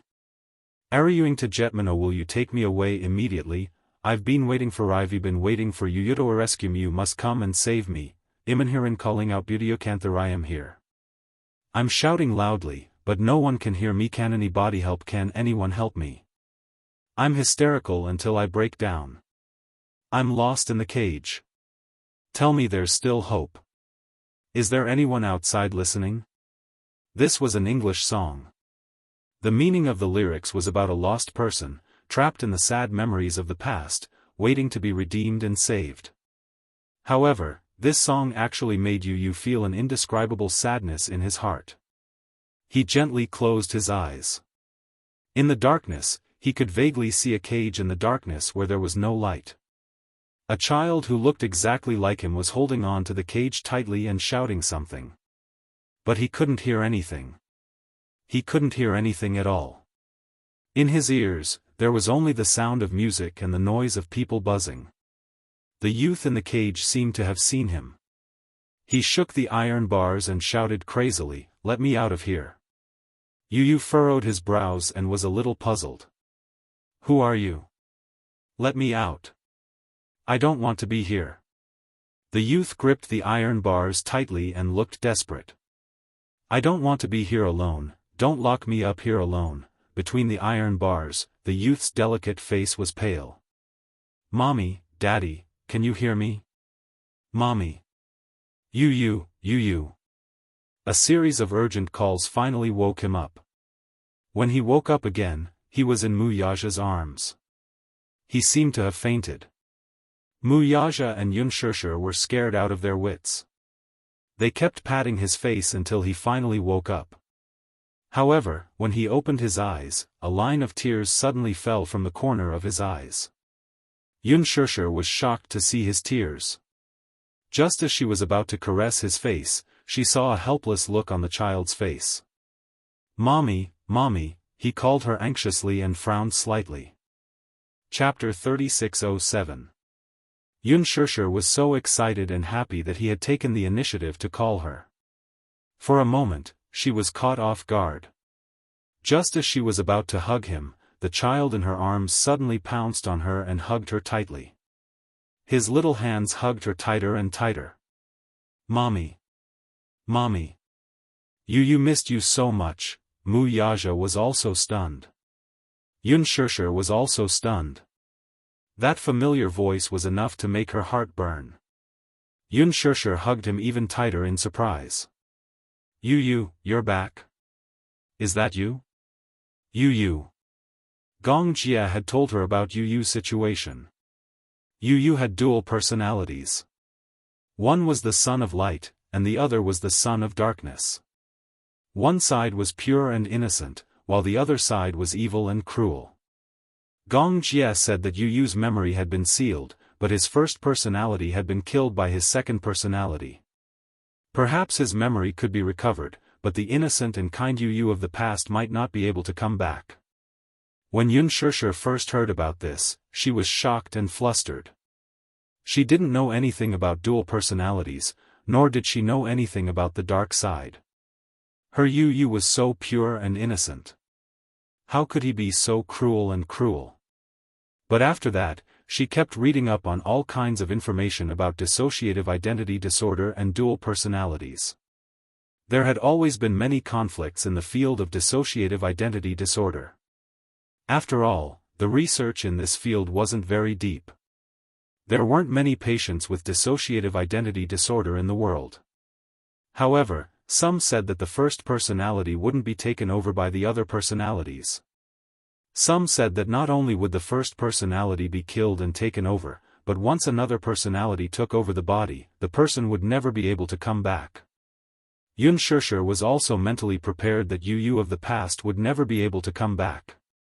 Even though Yu Yu had changed and had become cold and reclusive, she didn't dare to ask for more if he could come back alive.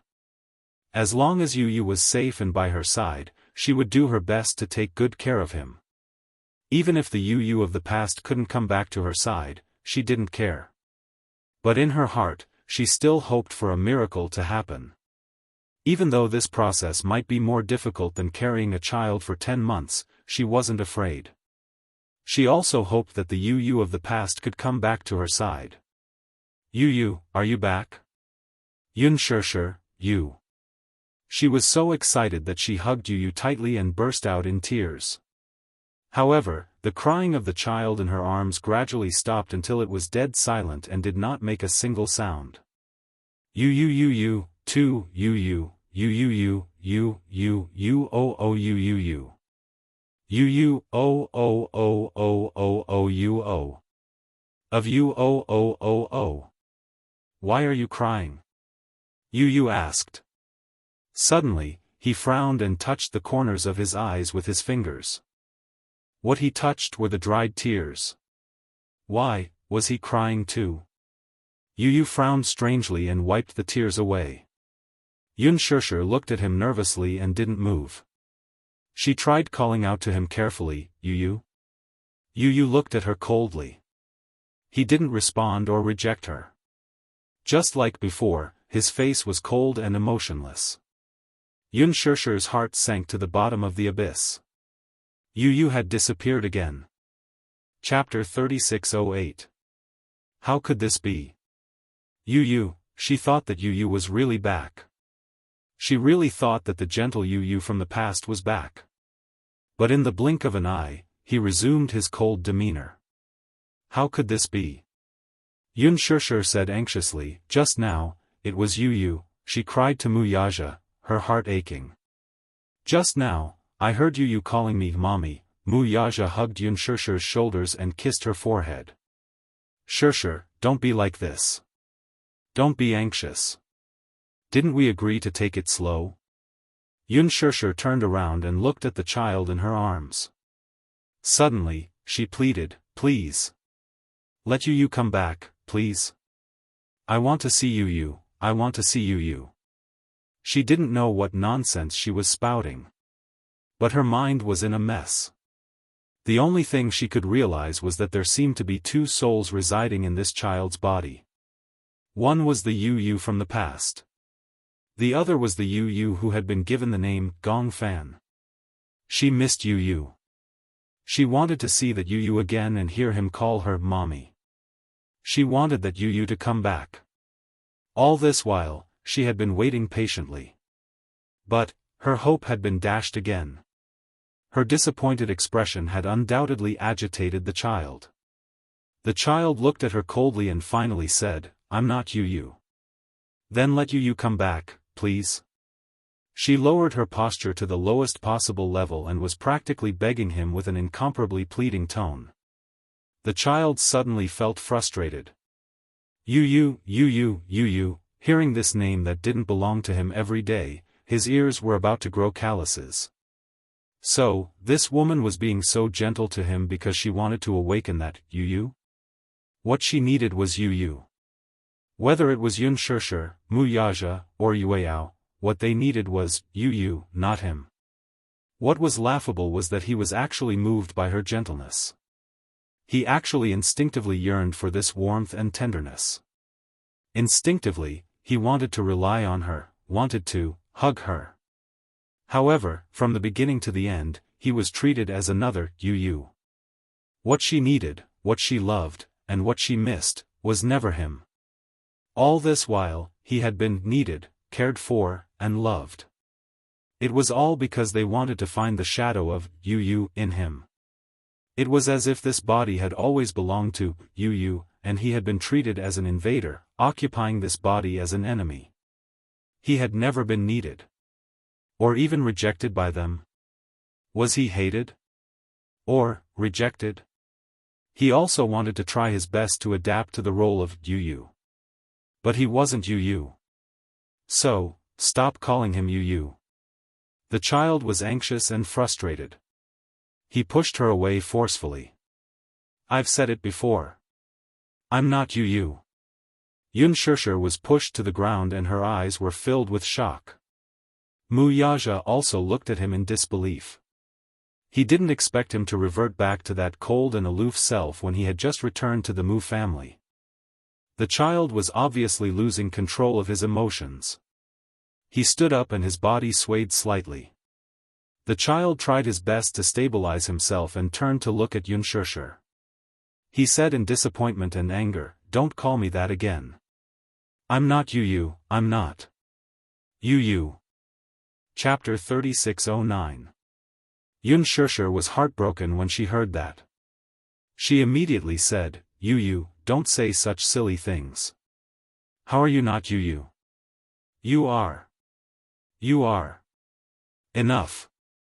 Yu covered his ears uncontrollably and said in despair, "Don't call me that again." After he said that, he turned around and his slender figure disappeared into the bustling crowd. Yunshirsher chased after him anxiously. However, it was too crowded. Yu was not tall and was very skinny. He managed to squeeze through the crowd. However, she was blocked by the crowd. What should we do? Mu Yaja held her hand and comforted her. Don't worry. He held her hand and followed the direction in which Yu had left. They pushed through the crowd and chased after him. Yu, the voices were still ringing in his ears. Yu closed his eyes tightly. His fragile body seemed to be on the verge of collapsing in the crowd. Don't call me that again, don't, he finally calmed down. However, when he looked around, he was surrounded by the crowd. On the stage, rock music was playing intensely. The crowd was also excited by the explosive rhythm. Some of them sang loudly along with the music. Some of them screamed hysterically. Yu felt a little dizzy. He felt that the noise was getting further and further away. All he could hear was the buzzing of the crowd. Excuse me. Someone rushed over and pushed through the crowd. When he saw Yu in front of him, he pushed him hard. Yu lost his balance and almost fell. There were so many people. If he fell, he would definitely be stepped on mercilessly by the crowd. Just as he was about to fall, an arm suddenly supported his center of gravity. Are you okay? A woman's gentle voice was heard. Yu frowned. He was a little surprised. Who was it? Was it her? Yunshirsher? When he raised his head, he saw a woman's face that he didn't recognize. The woman in front of him was delicate and pretty. Her every movement gave off a heroic aura that ordinary women did not have. Yu narrowed his eyes and sized her up. Chuho looked at the child in front of him. He suddenly felt that he looked familiar, but he could not remember where he had seen him before. Behind her, Gu Jinglian walked over with baby Chu in his arms. Lin Shi followed beside him and was puzzled to see Chu He grabbing a child's arm. Gu Jinglian's handsome face darkened when he saw the child's face clearly. It's you? Yu turned to look at the man, and his eyes instantly turned gloomy. Gu? When enemies met enemies, and Gu Jinglian's face turned pale when he saw Yu. Chu Ho was surprised when he saw his expression. What's wrong? Do you know this child? The man snorted coldly and said in an unfriendly tone, I don't just know him. He also had a deep hatred. He still had a score to settle with this child. Yu took a step back cautiously. A tiger would be bullied by a dog. This was not Hurricane, and he was alone.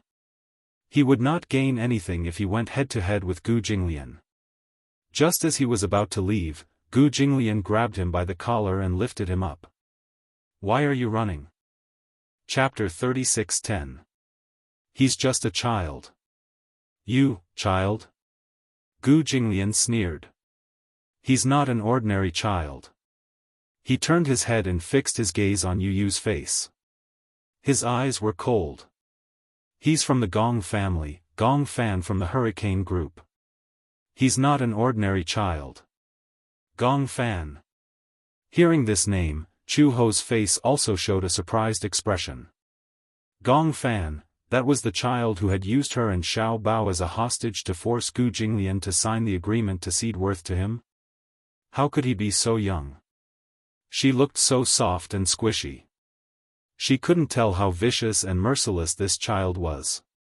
Yu was very calm. He narrowed his eyes and said calmly, Gu Jinglian, I dare you to touch me. Before he could finish speaking, Gu Jinglian flicked his finger hard on the man's forehead with a loud and crisp sound. Yu felt a concussion in his head and felt dizzy for a moment. He felt that his forehead was about to be shattered by this flick of his finger. Gu Jinglian said coldly, This is my territory in Beijing. You asked me if I dare to touch you. What do you think? Yu was not afraid at all. He raised his leg and kicked him in his weakest spot. This move was ruthless, but Gu Jinglian had expected it and dodged in time. This child was really ruthless. Was this kick going to end his lineage? Gu Jinglian would not let him off so easily. He kicked him in the butt. Yu, who had nowhere to hide, took the full brunt of the kick. He frowned in pain, but he did not show it on his face and maintained his composure. Gu Jinglian. You. Before he could finish, Gu Jinglian pinched his face and pulled hard. Rumor has it that the ruthless successor of the Hurricane Group, Gong Fan, is just SOSO without those mercenaries and bodyguards. However, this little guy was weak, yet he was still so arrogant. Who was he trying to show off to? Showing off in his territory, was he courting death? In a hotel room next to the square, a gray-haired middle-aged man sat on the windowsill with a bottle of wine in his hand. He was drunk and on the verge of collapsing. If it weren't for the guardrails outside the windows of the room, he would have lost his balance and fallen. He picked up the wine bottle and took a big gulp. When he opened his eyes again, there was a terrifying murderous intent in them. In the square, the crowd was bustling with noise. The crowd danced to the music, getting high. However, the livelier the crowd was, the more the man felt indignant. Just last month, he was fired by the company. Half of his life, he worked hard for the company, but all he got in return was a letter of dismissal. He lost his job, and his wife left him with their child. Just a few days ago, he saw his wife walking on the street with another strange man. They looked so sweet. Only then did he suspect that his wife had betrayed him. For so many years, he had suffered untold hardships. In order to support his family, he had been constantly on the move every day. In order to support his family, he had almost exhausted all his energy. In the end, what did he get in return? In exchange, he was chased away by the company and betrayed by his wife. Even his son refused to meet him. He had wanted to visit him several times, but his son avoided him. He even said that he would never acknowledge him as his father. What did he do wrong? Chapter 36:11. He looked down at the crowd in the square. Every single one of them was so happy. He then looked at himself. He was like an orphan who was abandoned by the world. Why did the world only give him endless despair when the others were so happy? The more he thought about it, the more he felt that it was unfair. Since the world had abandoned him, then don't blame him for taking revenge on the world. The man finished his glass of white wine in one gulp and took out an AK-47 from under the windowsill. He swayed as he crouched beside the windowsill. He held the gun and loaded it clumsily. Then, he aimed the gun at the crowd and slowly pulled the trigger. He was already drunk.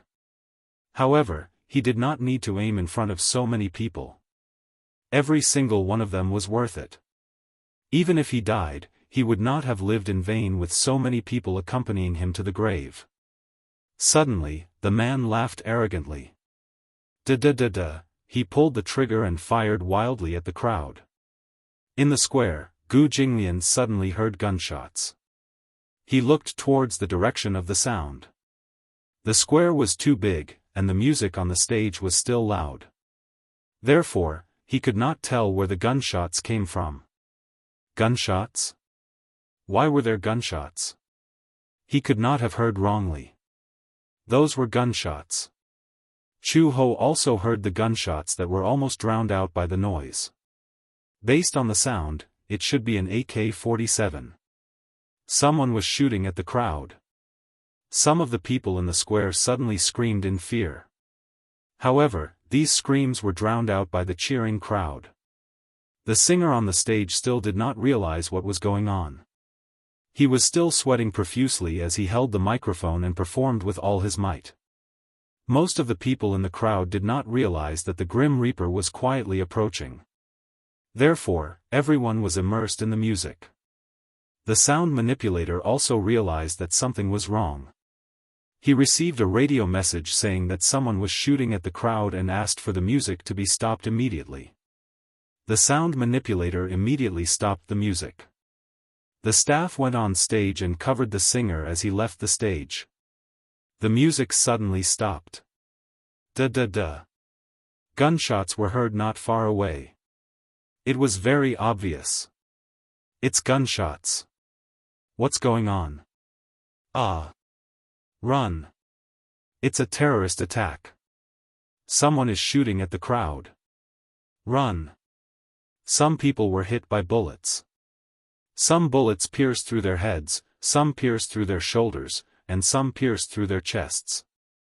For a moment, the huge square was shrouded in blood and darkness. Seeing that their companions were injured, many people were so frightened that they screamed and cried. Help! Someone's injured, call an ambulance. However, at this time, most people were focused on running for their lives. How could they care about others? The crowd frantically rushed towards the exit. Many people who were shot and fell to the ground were once again trampled by the frenzied crowd. Some who were still breathing were directly trampled to death. Some were running for their lives, while others were crying. For a moment, the scene was chaotic and chaotic. Yu Yu's eyes flashed with astonishment when he heard the gunshot, too. Someone opened fire? Chu Ho turned to look at Gu Jinglian. Get out of here. She immediately crouched down and carried Yu Yu. Gu Jinglian carried Xiao Bao and held Lin Shi's hand as they ran towards the exit of the square. Crouch down. Gu Jinglian ordered Chu Ho. Chapter 36:12. At this moment, Yu Yu suddenly thought of Yun Shishir. She and Mu Yaja were still at the square. No. They were in danger. Yu Yu started to struggle. Let go of me. Gu Jinglian said angrily, are you crazy? Do you want to die? Let go of me. Yu Yu said to Chu Ho, I want to go back. Chu Ho did not allow him to struggle and hugged him even tighter. It's too dangerous to go back. Quickly leave this place. Yu Yu said coldly, I don't need you to care about me. Let go of me. Let go. Impossible. Chu Ho had a strong sense of justice. No matter what, Yu Yu was just a child. She could not leave a child in such a dangerous place. Yu Yu grabbed her collar tightly. I said, let go of me. You don't have to be responsible for my life or death. As he said that, he kicked Chu Ho hard. Chu Ho felt the pain and almost fell down. This was a rare opportunity. Yu Yu broke free from her grip and ran towards the crowd after regaining his senses. Chu Ho turned around in shock. She could not believe it. Usually, a child in this situation, like Xiao Bao, would have panicked and run away. He would be so scared that he would hide in an adult's arms and tremble in fear. Even someone as calm as Lin Shi would obediently hold Gu Jinglian's hand and go with the flow. However, this child insisted on walking into the crowd. Did he not know that the gunman was lying in ambush in some corner and was shooting randomly at the crowd? The more people there were, the more dangerous it was. There was a possibility of being shot at any time. Moreover, bullets did not have eyes. No one knew how many bullets the shooter had in his hands. In such a big square, there were so many people. Everyone was a live target. It was obvious that this was a terrorist attack. There was no premeditated plan or target. It was purely for venting and revenge. Going back would be suicide. Gu Jinglian said coldly, don't bother about him. No one could stop a person who wanted to die. When he returned to the crowd, Yu Yu scanned the crowd with his eyes. However, his height was limited. Just maintaining the center of the crowd and not being knocked down by the people running away in a panic was already exhausting. He looked around anxiously as he avoided the crowd. Just as he was about to shout, Mom, his voice stopped abruptly. In his subjective consciousness, he was unwilling to be called this name. But now, if he didn't call them that, how would he find them and meet up with them? Where are they? Are they still in the square? No way. They must be looking for him everywhere. They must still be here. Yu Yu couldn't care less anymore. She shouted at the top of her lungs, "Mommy! Daddy! Where are you?" He was like a small boat, desperately going against the flow of people, running towards the center of the square. "Mommy! Daddy!" He turned around and searched every face. Suddenly, he saw a familiar figure. He rushed forward and grabbed the hem of that person's shirt. "Mommy!" The woman turned around, but her face was covered in blood. She pushed his hand away almost instantly and ran towards the exit, following the flow of people. It wasn't her. Then where could she be? Yu was even more flustered. He continued to go against the flow of people. "Mommy! Mommy!" Gradually, his voice sounded like he was about to cry. He looked around helplessly. The lights on the stage were off. The square was plunged into a deathly silence. Chapter 36:13. "Mommy," Yu kept searching in the crowd. He did not dare to look in one direction as he was afraid that he would miss something. However, just as he was looking deeper into the crowd, he heard gunshots. Not far away, the gunmen were still hiding in the dark and kept shooting at the crowd. Swoosh! Yu felt the bullet graze his hair. In the next second, an endless amount of hot blood suddenly splashed onto his face. The bullet mercilessly pierced the neck of a woman beside him. The woman fell to the ground. Yu was standing beside her. His warm body pressed her under him. Yu was shocked. He felt the world spinning around him. He could only feel a heavy body pressing on top of him. He tried to push her away, but the woman's body gradually turned cold. When he pushed her, her head flipped over, revealing a pair of empty and withered eyes. Because it was too sudden, she was hit all of a sudden. She even maintained a panicked expression on her face as she fled. There was no sign of life. Her face was as white as a sheet of paper.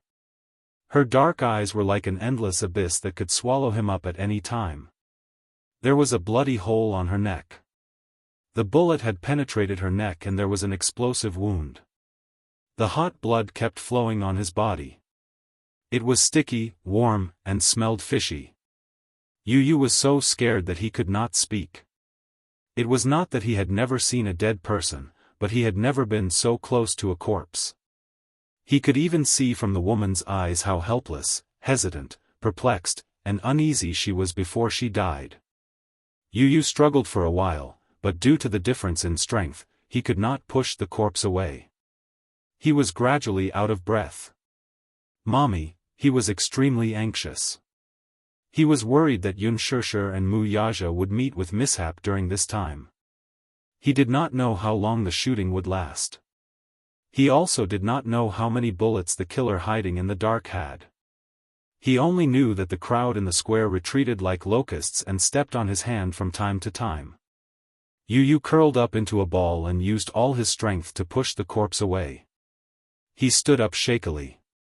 Yu suddenly could not hear anything in the midst of such a chaotic crowd. It was as if the line of death was stretched out in his ears.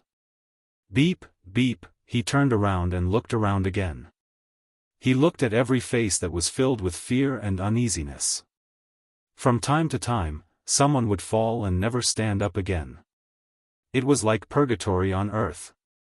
He did not know why, but there was an inexplicable sense of guilt in his heart. She was dead, she was killed by a gunshot. Yu lowered his head to look at his hands. Clenching them tightly, he dashed into the crowd again. "Mommy! Yu!" Amidst the clamor, he suddenly heard a familiar voice. It was hysterical and almost cracked. It was her. It was Xianxia. Yu was agitated. He could no longer care about his demeanor. He pushed through the crowd and shouted loudly, "Mommy! Where are you?" His voice was drowned out again. Perhaps his voice did not reach her ears at all. However, at least he could be sure that she was still in the square, still in the crowd. Why was she still here? Chapter 36:14. No way, she must be looking for him. He had to find her as soon as possible and get her out of here. Yu shouted at the top of his lungs, "Mommy! Mommy! I'm here!" In the crowd, Xianxia and Wuxia were like headless flies, searching for Yu's voice. Vaguely, they heard a child shouting at the top of his lungs. Xianxia immediately stopped and listened carefully. Finally, she recognized that it was Yu's voice. She turned around and grabbed Wuxia's hand excitedly. She asked, "Did you hear that?" Wuxia nodded. "Yeah, I heard it. I feel that Yu is nearby. He's still at the square." Xianxia was extremely touched. "He's looking for us too." Wuxia tried to identify the voice again and pointed in a direction. "The voice is coming from there. Hurry. We have to find him quickly. It's too dangerous." "Okay." The two of them kept moving through the crowd with their fingers interlocked. Xianxia kept calling Yu's name. Yu, Mommy is here." At the same time, Yu followed the direction of Xianxia's voice. In the crowd, Wuxia used his height advantage and finally saw Yu. He immediately squeezed through the crowd and rushed towards Yu. Xianxia also saw him. She chased after him and hugged Yu tightly. Yu didn't see her, and before he could react, Xianxia hugged him tightly. He looked up and saw that it was Xianxia and Wuxia. The huge rock in his heart was finally lifted. "You're okay." Xianxia cried tears of joy. She hugged him with lingering fear. The embrace of surviving a disaster made her arms tremble. Just now, when the gunshot sounded, she immediately realized that there was danger. Wuxia said that someone had attacked the crowd. According to the direction of the gunshots, they vaguely came from the direction of the hotel. He guessed that someone was probably hiding in the hotel room, shooting at the crowd with a machine gun or an AK-47. Xianxia and Wuxia were worried that something might have happened to Yu, so they kept looking in the direction where Yu had run. Along the way, Xianxia was extremely worried. Now, the scene was chaotic. The crowd was rushing toward the exit, and gunshots were constantly heard. Among the panicked crowd, people could be seen falling to the ground and being trampled on until they spat out blood. It was not hard to see that in the midst of the pushing and shoving, some people had fallen in front of the railing, and their shoulders had been pierced by the sharp railing. It was too scary. When Xianxia thought that Yu might have been in such danger, she was anxious. Thank goodness. Thank God. Yu was fine. Xianxia hugged Yu tightly. At this moment, gunshots were heard again. She screamed in fear and covered Yu as they lay on the ground. Wuxia also used his body to protect the mother and son.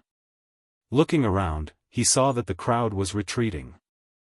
This meant that the density of the crowd was decreasing, and the possibility of them being exposed to the killers was increasing. They were in danger of being shot at any time.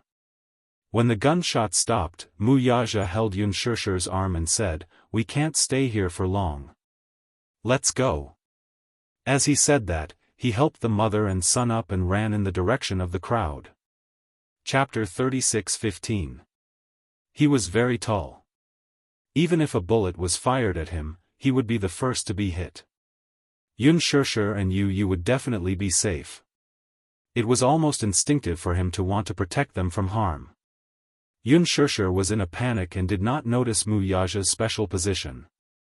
Yu, on the other hand, was very sensitive and noticed it immediately.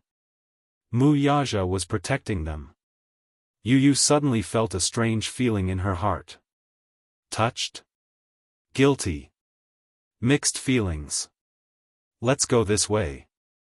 Wuxia pulled Xianxia's arm while Xianxia protected Yu. The three of them ran towards the crowd. The police sirens were heard. The police cars and ambulances were alerted and rushed over.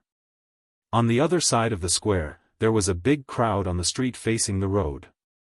Everyone had scattered here and left the square. This was a temporary safe zone. Yu saw many people either kneeling on the ground or lying on the ground. They were hugging their heads and crying. Many of them were injured. Although the injuries were not fatal, they had lost a lot of blood. Some of them were out of danger and immediately called their family and friends to tell them that they were safe. Some of them were crying as they talked on the phone. They had not recovered from the shock of surviving a disaster. Some couples were hugging each other. Some were hugging their injured friends and crying in fear. "Help, there are injured people here. Where's the doctor? Where's the nurse? Quick, save me." There were many children in the crowd. They were so frightened by this sudden incident that they started crying. The parents kept comforting and hugging them. Xianxia held Yu's hand and ran all the way here. She was exhausted. After making sure that they had arrived safely, she was so frightened that she fell to the ground. She did not have the energy to say another word. Wuxia also knelt on the ground. Yu looked at him and was shocked by the blood on his shoulder. Yu stared straight at him. She pointed at his shoulder and said, Your shoulder is covered in blood." When Xianxia heard this, she turned around and looked at Wuxia. She was frightened by the blood-stained sleeve on his shoulder. She threw herself at him, looking helplessly at the blood-stained sleeve on his shoulder. She asked anxiously, "What happened?" "I'm fine. Don't worry. I was probably grazed by a bullet. Earlier, when he was running all the way here, he didn't realize that he was injured. He only knew that he had to leave this dangerous area as soon as possible, so he didn't realize that he was injured." Xianxia did not know what to do, but Yu was the first to run over. He gently pushed Xianxia away and said to Wuxia, "Sit down." He was too tall. He couldn't move. Wuxia disagreed. "Don't worry. Sit down." Wuxia had no choice but to sit down. Yu pinched the ends of his sleeve and tore it open forcefully. He heaved a sigh of relief when he saw the wound. He thought that he had been hit by a bullet. He looked at the wound. It was only grazed by a bullet and there was a lot of blood. He cleaned the wound a little, tore a piece of cloth from his shirt, and simply bandaged the wound. He pressed on it to stop the bleeding. Xianxia was stunned. Yu knew why she was surprised. He explained, "I've learned some basic bandaging and bleeding control. These were not difficult. If he was injured at a critical moment, the most important thing was to stop the bleeding. This was what Lisa had taught him. These were the most basic first aid techniques." Chapter 36:16. At first, he was not willing to learn, but Lisa forced him to learn. After all, he often went to war zones. If there was an accident, she could not be by his side to protect him. If he was injured, basic bleeding control could save his life. Wuxia saw Xianxia's worried expression and immediately comforted her, "Don't worry, it's just a simple scratch. It's nothing serious. It's good that you're okay." Xianxia sat in front of him, still in a state of shock. She wiped away her tears and heaved a sigh of relief as she finally calmed down. The police arrived quickly. With the clues provided, they immediately sneaked into the hotel and checked the rooms one by one. Finally, the attacker in a room on the 15th floor was killed on the spot. When they entered the room, everyone was shocked. The room had become an armory. There were AK-47s, machine guns, pistols, and even grenades that were not thrown out in time. It was hard to imagine how terrifying the situation would be if grenades were thrown into such a dense crowd. At that time, the number of casualties would probably increase by several times. The specific reason for the attack would have to wait until the case was filed for investigation. However, this was probably the most violent social terrorist incident in a long time. In the huge square, there were countless casualties. Preliminary estimates put the number of casualties in the hundreds. In the past, there had never been such a bad public security incident. The law in the country strictly controlled firearms. It was illegal to carry a gun. Ordinary criminals did not have such channels to get their hands on guns. This attack had never happened before. Yun Shishir called Gong Jie. Gong Jie handed Yueyao to the nanny and drove over. However, the square was heavily congested with traffic.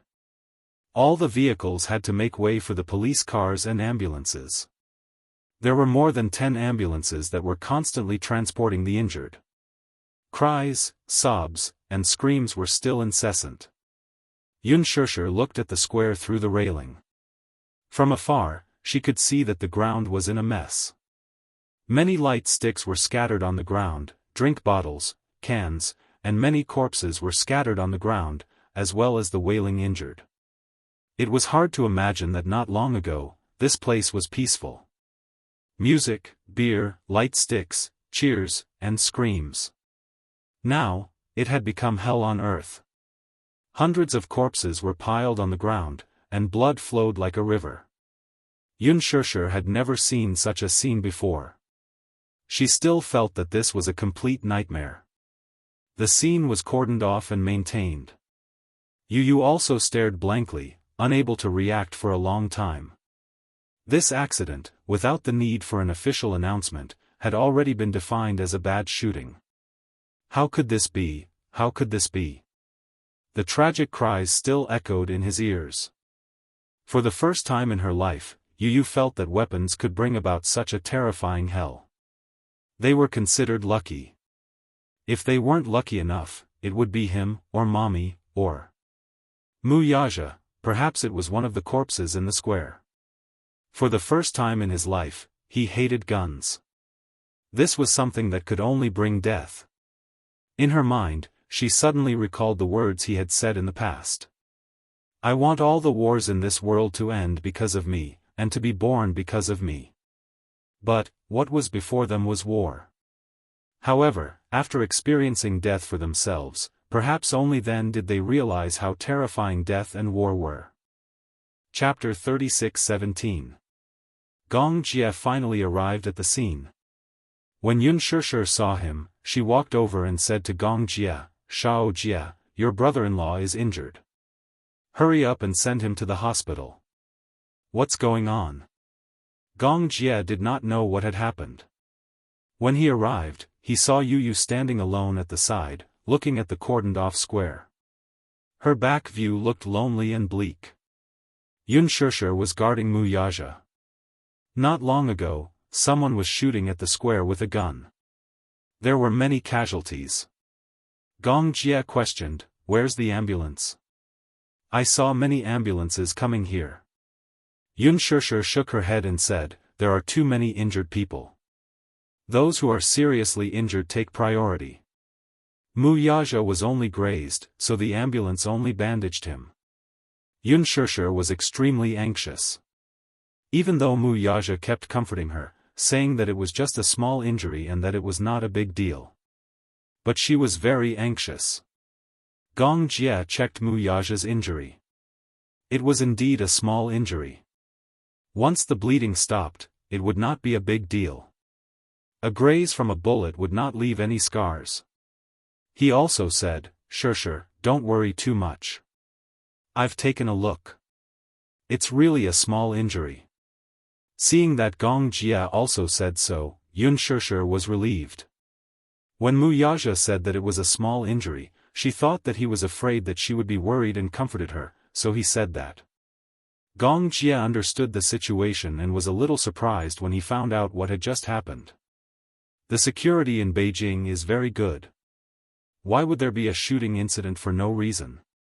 Yun Shishir was also confused. Yu suddenly turned around and said coldly, it's probably to take revenge on society. When Gong Jie heard this, he did not say much. He only said, get in the car. Even if it's just a minor injury, it still needs to be treated as soon as possible. Muyaja nodded and stood up. He said to Gong Jie, don't go to the big hospital in the city center. There are a lot of injured people there. With this wound, any hospital will do. All right. The three of them got into the car, and Gong Jia drove them to a relatively remote area. They randomly found a medium-sized hospital. The way in was very congested, but the way out was much wider. The ambulance prioritized sending the injured to the nearest hospital. Therefore, the few big hospitals near the city center were all overcrowded. In comparison, although this hospital was a little out of the way, it was fortunate that there were not many people. Soon, the queue was filled. While Mu Yaja was treating his wounds, Yu bumped into Gu Jinglian again in the corridor.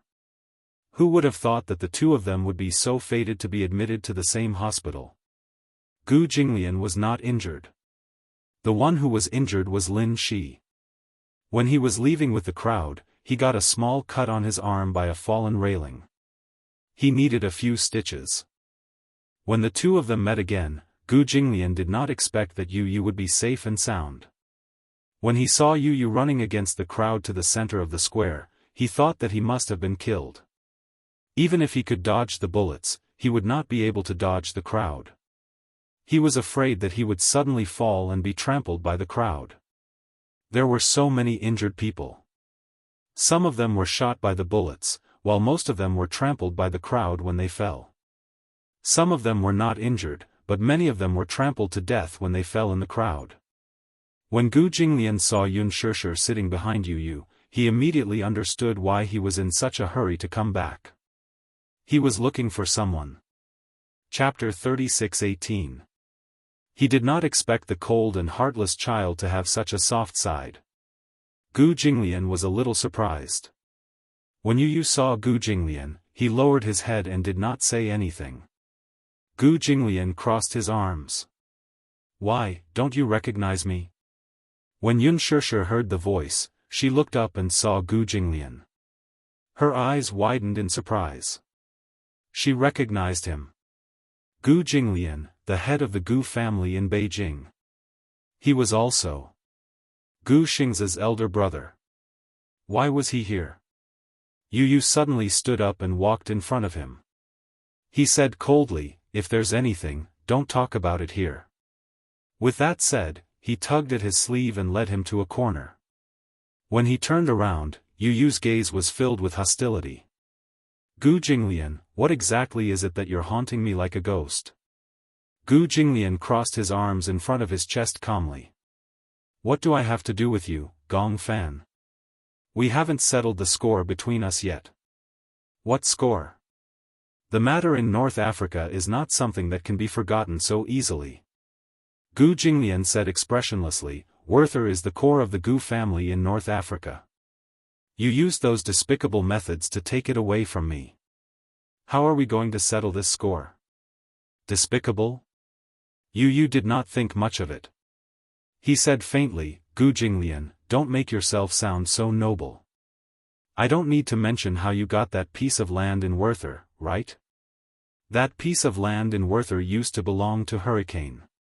In order to get that piece of land, the Gu family did not necessarily use honorable methods. Now, he was saying that he was despicable? So what? He only looked at the results and did not ask about the process. Gu Jinglian sized him up silently. Suddenly, he squatted in front of him and said slowly, "I have to say, you're really impressive to have such skills at such a young age. However, I did lose the matter in North Africa. I have no objections. However, I hope that you won't go against me in the future." He paused for a moment and said with some difficulty, "After all, you're just a child. If I'm too harsh on you, I'll be going too far." The boy's lips curled into a smile when he heard that. "I also hope that you won't go against me. Otherwise, I will also feel very embarrassed to have you suffer so much." The two of them had similar auras, so it was difficult to determine who was superior. Gu Jinglian's thin lips twitched slightly. The capital city had always been a place of strife, and there had never been a lack of open and veiled struggles. However, since Mu Yaja married Yun Shishir, withdrew from the strife, and focused on his family, the Jianghu financial group's aggressive expansion had also been restrained a little. Without such a strong opponent, Gu Jinglian could not help but feel bored. Still, with a powerful up-and-coming talent like Yun Tianyu around, it would not be too boring for her. Gu Jinglian stood up, touched his head provocatively, and turned to leave. Yu Yu watched his back coldly and returned to Yun Shusher's side. At this time, Mu Yaja's wound had been treated. Seeing him appear out of nowhere, he asked suspiciously, "Where did you go just now?" Yu Yu turned his face away and did not say a word. It was as if he had returned to the day when he had just returned to the Mu family and locked himself in his own world, as if he was isolated from the world. Mu Yaja was stunned, but he smiled. He understood his son's character. He was arrogant, sharp-tongued, and insincere. Chapter 36:19. He heard Yu Yu calling him Daddy. He heard Yu Yu calling him Daddy. His heart was burning with anxiety. That was enough.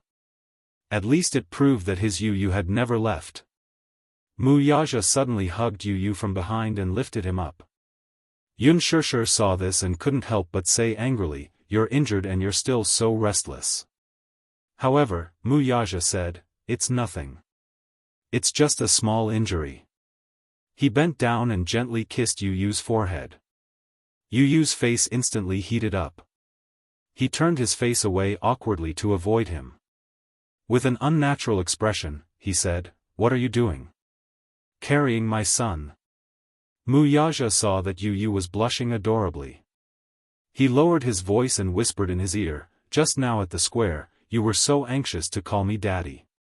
Now you're acting as if you don't care. You're still the same as before, saying one thing and meaning another." Yu Yu looked even more uncomfortable. He struggled and said, "Let go of me." As he struggled slightly, Mu Yaja's face showed a hint of pain. "Ouch, it hurts." Yu Yu was nervous for a moment. He thought that his struggle had affected his wound. For a moment, he didn't dare to move. Mu Yaja saw this and snickered in his heart. Beside him, Yun Shusher and Gong Jie looked at each other and snickered in their hearts. This proved that Yu Yu was still the same as before. Although he was awkward, he still knew how to care for others. On the island, the sea breeze danced. Mu Yichen suddenly woke up from his nightmare. Outside the window, the sun was already shining brightly.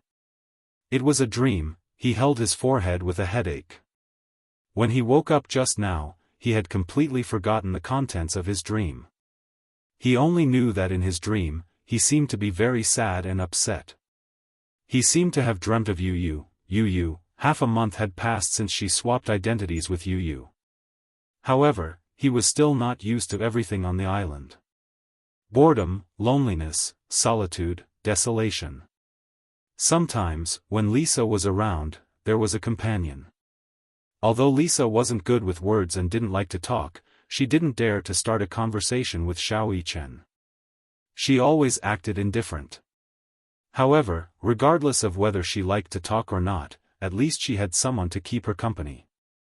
When Lisa was not around, Xiao Yichen had developed the ability to communicate with objects. Sometimes, he would talk to himself while walking. Ask and answer questions to yourself. If he didn't do that, he wouldn't know how to prove that he was still alive. Apart from breathing, thinking, and talking, Xiao Yichen felt like he was about to go crazy from boredom on this island. Lisa secretly gave him a tablet. With the tablet, when Xiao Yichen was bored, he would play games on the tablet to pass the time. He downloaded a pet training game called Pet Manor. In the game, he could adopt pets, build a pet manor, raise pets, and even talk to them. After training, the pets could even understand his commands and respond accordingly. He had a French bulldog named Yu Yu and a ragdoll cat named Lisa. One day, Xiao Yichen held the tablet and talked to Yu Yu. "Lie down." On the screen, the cream-colored French bulldog lay down obediently. It stuck out its tongue and tilted its head to look at him. Xiao Yichen rubbed its round head and barked again, "Yu Yu." The bulldog barked in joy. Woof. Chapter 36:20. The bulldog barked in joy. Woof. What's 1 + 1? The bulldog hesitated for a few seconds and barked a few times. Xiao Yichen continued, "What's 3 plus 9 to 4 plus 15 to 80 plus 2? The bulldog was stunned and looked at him in confusion. Xiao Yichen was amused and laughed out loud. "Look, you don't even know how to add and subtract such simple numbers. You always say that I'm an idiot, but I think you're the idiot. Idiot you." The bulldog understood the word idiot and lay on the ground weakly, revealing an innocent and pitiful expression. The ragdoll cat, Lisa, walked past Yu gracefully and curled up into a ball in the cat bed. Xiao Yichen said again, "Lisa, come here." The ragdoll cat licked her paws and turned her head lazily to look at him. However, she seemed indifferent and ignored him. Xiao Yichen said unhappily, "Lisa, come here. Be good and listen to me." Only then did the ragdoll walk gracefully to the screen and sit beside Yu with a noble and inviolable look on her face. Xiao Yichen said, "Lie down." Meow. Lisa meowed lazily but did not move. In this game, cats were the hardest to tame. Cats were arrogant, cold, clingy, indifferent, affectionate, and distant. They were especially hard to tame. So far, Xiao Yichen had only learned one trick. Scratch him. Upon hearing this, Lisa turned around and swiped her claws at Yu. She was shockingly fierce. Ha ha ha. Xiao Yichen was amused by this scene and laughed until he was rocking back and forth. When he looked up, he saw the real Lisa's cold face. Xiao Yichen was scared out of his wits. He froze and did not dare to move. Lisa put the tablet on the table and asked in a neutral tone, "Is it fun?" "It's okay." He scratched his face. "Yeah, it's just to pass the time." "Is this game very fun?" Xiao Yichen said awkwardly, "It's okay, I guess." Lisa glanced at him expressionlessly and her gaze fell on the screen. That noble ragdoll cat. At least he knew what was good for him. She was set to be a ragdoll cat. If she was set to be a dog, she would scratch him. Xiao Yichen complained, "It's so boring to be alone in the castle. There's no one to play with me." "Are you still a 3-year-old child? Do you still need someone to play with you?" "Although I'm not a 3-year-old, I'm still a kid." Xiao Yichen tugged at Lisa's sleeve and begged, "Lisa, play with me, okay? Let's go pick up seashells and make wind chimes. Gong Xiaoying will be here tomorrow." Lisa suddenly said. Xiao Yichen's expression froze. He stared at Lisa in astonishment and said suspiciously, "Didn't you say that Gong Xiaoying usually doesn't come here?" "That's under normal circumstances." Lisa continued, "You haven't left the island for a long time and there hasn't been any news from you. Of course, Gong Xiaoying will come and check on you. You have to remember that no matter what, you can't give yourself away when Gong Xiaoying comes tomorrow." "What will happen if I give myself away?" Xiao Yichen thought to himself, "This Gong Xiaoying is my grandfather after all. Even if I give myself away, he won't say that he will slit my neck with a knife, right?" Lisa said, "If my identity is exposed, I will die." Xiao Yichen was speechless. Chapter 36:21. Xiao Yichen was shocked. Would Lisa be in trouble if his identity was exposed? Gong Xiaoying was so cruel. It seemed like his grandfather was not cute at all. Xiao Yichen felt wronged and said, "I'm innocent. I don't care." Lisa grabbed him by the collar and said coldly, "So I'm warning you, if you expose yourself, I won't let you off." "Then, how can I not expose myself?" Xiao Yichen spread his hands and said, You and I talk like each other, how can he recognize us?" "It's fine if you don't talk, but once you do, you expose your IQ." After a pause, Lisa continued, "How can a leader who founded the Hurricane Group be so stupid? Besides, do you think he doesn't know that your mommy gave birth to twins? Not only does he know, but he also knows the biggest difference between you and Yu." "Yes," she admitted. Yu and Xiao Yichen really looked alike. However, this did not mean that they would not be exposed in front of a sly old fox like Gong Xiaoying. Xiao Yichen was curious and asked, "What's the difference?" Lisa said coldly, "One is talkative, the other is quiet." He was caught off guard. Xiao Yichen felt wronged. He did not think that he was a talkative person. Why did everyone say that he was talkative? Anyway, when he comes, you should talk less, eat less, and make less facial expressions. Xiao Yichen did not understand. I can understand if you want me to talk less and make less facial expressions, but why should I eat less? Lisa said expressionlessly, Yu eats very little, he doesn't eat as much as you. Usually, he only eats a few meals, but you ate 3 big bowls at once. It would be strange if he didn't suspect anything. Xiao Yichen felt that what she said made sense. Alright, he won't be here for long anyway. Although he won't be here for long, you can't let your guard down. Understand? Xiao Yichen saluted and said lazily, "Yes, sir." Isn't it just eating less, talking less, and making fewer expressions? I might as well lock myself in my room. Lisa raised her chin and said, "In fact, Yu has always been like this.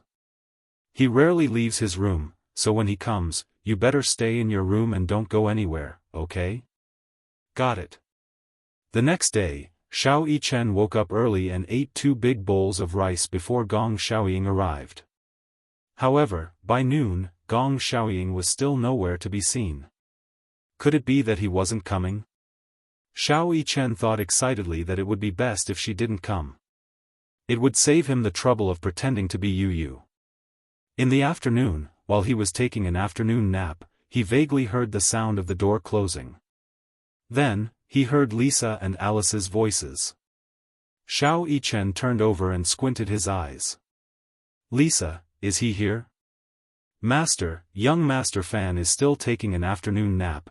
Lisa didn't answer him immediately but said this instead. Xiao Yichen frowned and opened one of his eyes. However, he was surprised to see that the bed was surrounded by a crowd. He sat up in surprise, only to see Liza and Alice staring at him nervously and giving him meaningful looks. Xiao Yichen snapped out of his daze and glanced at the other side of the bed. He saw a man in his 50s standing in front of the window. He was wearing a suit and a military-style waistcoat. He was tall and handsome, but when he looked at him, his aura was intimidating. Chapter 36:22. He recognized that this man with a strong aura was Gong Xiaoying, his grandfather. Little Yichen immediately retracted his expression and put on an extremely cold expression as he stared at him in a daze. Gong Xiaoying looked at him and then at Alice. "How's his condition?" Alice immediately replied, "He's almost recovered. After a year of recuperation, the functions of his organs are basically the same as a healthy person's." Xiao Yichen lowered his head silently. His cold expression was no different from Yu's. Lisa's heart finally settled down. Gong Xiaoying came too suddenly. She had originally thought that something had happened at the last minute, so she cancelled her trip and wouldn't be coming. She didn't expect Gong Xiaoying to come so suddenly. She wasn't mentally prepared for it. Xiao Yichen was taking an afternoon nap, so Gong Xiaoying asked to see Xiao Yichen. She was worried that Xiao Yichen would be in a daze and wouldn't be able to react in time, so she told him that he was resting. However, Gong Xiaoying insisted on seeing him. She couldn't stop him, so she led him into the room uneasily. Fortunately, Xiao Yichen reacted quickly. Even though he had just woken up and was confused, he wasn't so muddle-headed that he would give himself away. Gong Xiaoying sat down on the side of the bed and said slowly, "Why didn't you call me?" Xiao Yichen looked up at him, but his mind skipped a beat. Lisa didn't mention how Yu usually addressed Gong Xiaoying. "Old master?" or "grandfather." Lisa hurriedly said, "Young Master Fan hasn't woken up yet." Gong Xiaoying laughed when he heard that. "Even if he's still asleep, he can't have forgotten how to address me, right?" Xiao Yichen's heart suddenly felt uneasy. In the Gong family, etiquette was very important. When a junior met a senior, they would greet them. This was etiquette. Gong Xiaoying valued etiquette. Even the arrogant Gong Jie would have to greet his elders respectfully when he returned to Gong Xiaoying. There was a clear distinction between seniority and inferiority. Xiao Yichen glanced at Lisa and noticed that she was clenching her fists nervously. For a moment, he also felt uneasy. Outer. He called out tentatively while cautiously looking at Lisa to observe her expression. Seeing that Lisa did not express any strange attitude, he knew that calling him grandpa was the right thing to do. Grandfather, he called out in a low voice. Gong Xiaoying smiled in satisfaction. He patted his head and asked gently, "Are you still asleep?" Xiao Yichen lowered his head and nodded lightly. Gong Xiaoying smiled and said, "Sleep a little longer." When Xiao Yichen heard that, he felt as if he had been granted amnesty and fell straight onto the bed. He wished that he could avoid having to deal with Gong Xiaoying. It was simply a blessing that he could continue sleeping. This way, he would not have to rack his brains to think of a way to not expose himself. Gong Xiaoying lowered his body and covered him with the blanket. Then, he stood up and walked out of the room. Before Lisa left, she whispered in his ear, "Yu is very respectful to old master. You must not give yourself away." Okay. Lisa then left with a peace of mind. Xiao Yichen lay in bed until night time. When it was dinner time, he could no longer escape. Xiao Yichen then left the room and walked into the dining room. At that moment, everyone was seated at the table, including Gong Xiaoying. Chapter 36-23. However, he pretended to be calm as he walked to the table and sat down. He picked up his cutlery and buried his head in his food. Gong Xiaoying suddenly put down his cutlery and asked, "Some time ago, you took over Werther's piece of land. I didn't expect you to be able to take it back from Gu Jinglian. You're not simple." Xiao Yichen was stunned but didn't say anything. Gong Xiaoying continued, "The factories on that piece of land will probably all be leveled soon. When do you plan to carry out the experiment that you came up with?" Xiao Yichen was speechless. Experiment? What was an experiment? What was Werther? Gong Xiaoying said a bunch of terms that he didn't understand. How could he possibly answer this? How was he supposed to answer? Didn't they say that it would be fine as long as he ate less, spoke less, and made fewer expressions? How was he supposed to answer such a difficult question? Xiao Yichen looked up blankly and looked at Lisa. However, he saw that she was holding her forehead and looked like she was having a headache. She also didn't expect that Gong Xiaoying would come this time to discuss the issue of the North African experimental base with her. Xiao Yichen was speechless as he cut a piece of steak. He took a bite and swallowed it with difficulty. Seeing that Gong Xiaoying was staring at him, he elegantly wiped his mouth with a wet towel and said calmly, "I don't have any leads yet." Gong Xiaoying was speechless, Lisa was speechless, Alice choked on her dry red wine. Gong Xiaoying said suspiciously, "You were the one who suggested this experimental base. How can you say that you don't have any leads?" Xiao Yichen's expression didn't change, but his back kept breaking out in cold sweat. Alice was worried that the matter would be exposed and quickly poked her head with her finger. When Xiao Yichen saw this, he instantly realized that Alice must be hinting at something. But, what did she mean by poking her head? Xiao Yichen also poked his own head and suddenly said, "Is there something wrong with your head?" Alice raised her head in shock and stared at him in horror. Lisa's eyes were wide open. She did not expect Xiao Yichen's comprehension ability to be so terrible. Gong Xiaoying was also stunned. What? What did he mean by there was something wrong with his brain? Alice facepalmed, looking like she was having a headache. When Xiao Yichen saw this, he finally understood what she meant. He held his forehead and pretended to have a headache. Lisa immediately stood up and pretended to be worried as she walked over to his side and held his shoulder. "Young Master Fan, does your head hurt again?" It hurts. Xiao Yichen pretended to be patient and took a deep breath. My head hurts. Lisa immediately looked at Alice worriedly. The latter also reacted. Is it a reaction to the drug? Gong Xiaoying looked at them suspiciously. Headache? Alice explained, some drugs will have a backlash effect and some strong side effects. It will stimulate the central nervous system of the brain and cause headaches.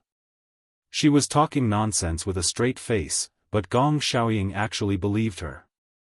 Alice and Lisa immediately helped Xiao Yichen up the stairs. When they were halfway up the stairs, Alice could not wait to take him away. She almost carried him away. When they reached the room, Alice asked her assistant to stand guard outside the door while she and Lisa dragged Xiao Yichen into the room. Xiao Yichen turned around and said, "Didn't I tell you not to talk so much? He asked me such a complicated question. How am I supposed to answer him?" Lisa also had a headache and said, "Master is probably here because of the North African experimental base." North African experimental base? Experimental base? Chapter 36-24. Xiao Yichen suddenly felt a headache coming on. I don't even know what the experimental base he's talking about is. Lisa explained, not long ago, Yu bought a piece of land in North Africa. He wanted to make use of the favorable environment there to develop an electromagnetic experimental base. Alice suddenly interrupted her. Lisa, he's been here for so long. Don't tell me you haven't even told him about something as important as the Heavenly Eye project? Lisa didn't know what to say for a moment. Xiao Yichen was even more confused. What's the Heavenly Eye project? Alice sat down and immediately began to educate him. The Heavenly Eye project is a concept proposed by Yu. Through the research and development of quantum technology, they will create a Skynet that can cover the entire world's information network. Through this Skynet, missiles can be intercepted at any time, and any missile launch can be interrupted. In other words, if the Heavenly Eye project is successfully developed, Hurricane Group will become the overlord of the world. Xiao Yichen was stunned. Alice was simple and precise. In short, if the Heavenly Eye project is successfully developed, it can create and stop all wars. Xiao Yichen finally understood. So, if this project is successfully developed, Hurricane Group will completely control the world? Lisa and Alice looked at each other with gratification. They nodded and said in unison. You can say that. Alice, in particular, did not understand. Xiao Yichen and Yu were twins. They were both born in the same womb, but why was Yu so crazy and Xiao Yichen so stupid? One proposed the idea of the Heavenly Eye project, while the other had to explain what the Heavenly Eye project was for a long time before he could understand it. She really wondered what their genetic makeup was like. Xiao Yichen said, "This question is too complicated. If he asks this again, I'll definitely give myself away." Even though he knew, if Gong Xiaoying really asked him about the Heavenly Eye project, he still wouldn't know a thing. What should we do? Lisa and Alice sighed. Alice, did Master say that he'll be on the island for a few days? Alice shook her head. That means you don't know when he'll leave? Xiao Yichen said impatiently. Even if our identities are exposed, it doesn't matter. Yu doesn't belong to him.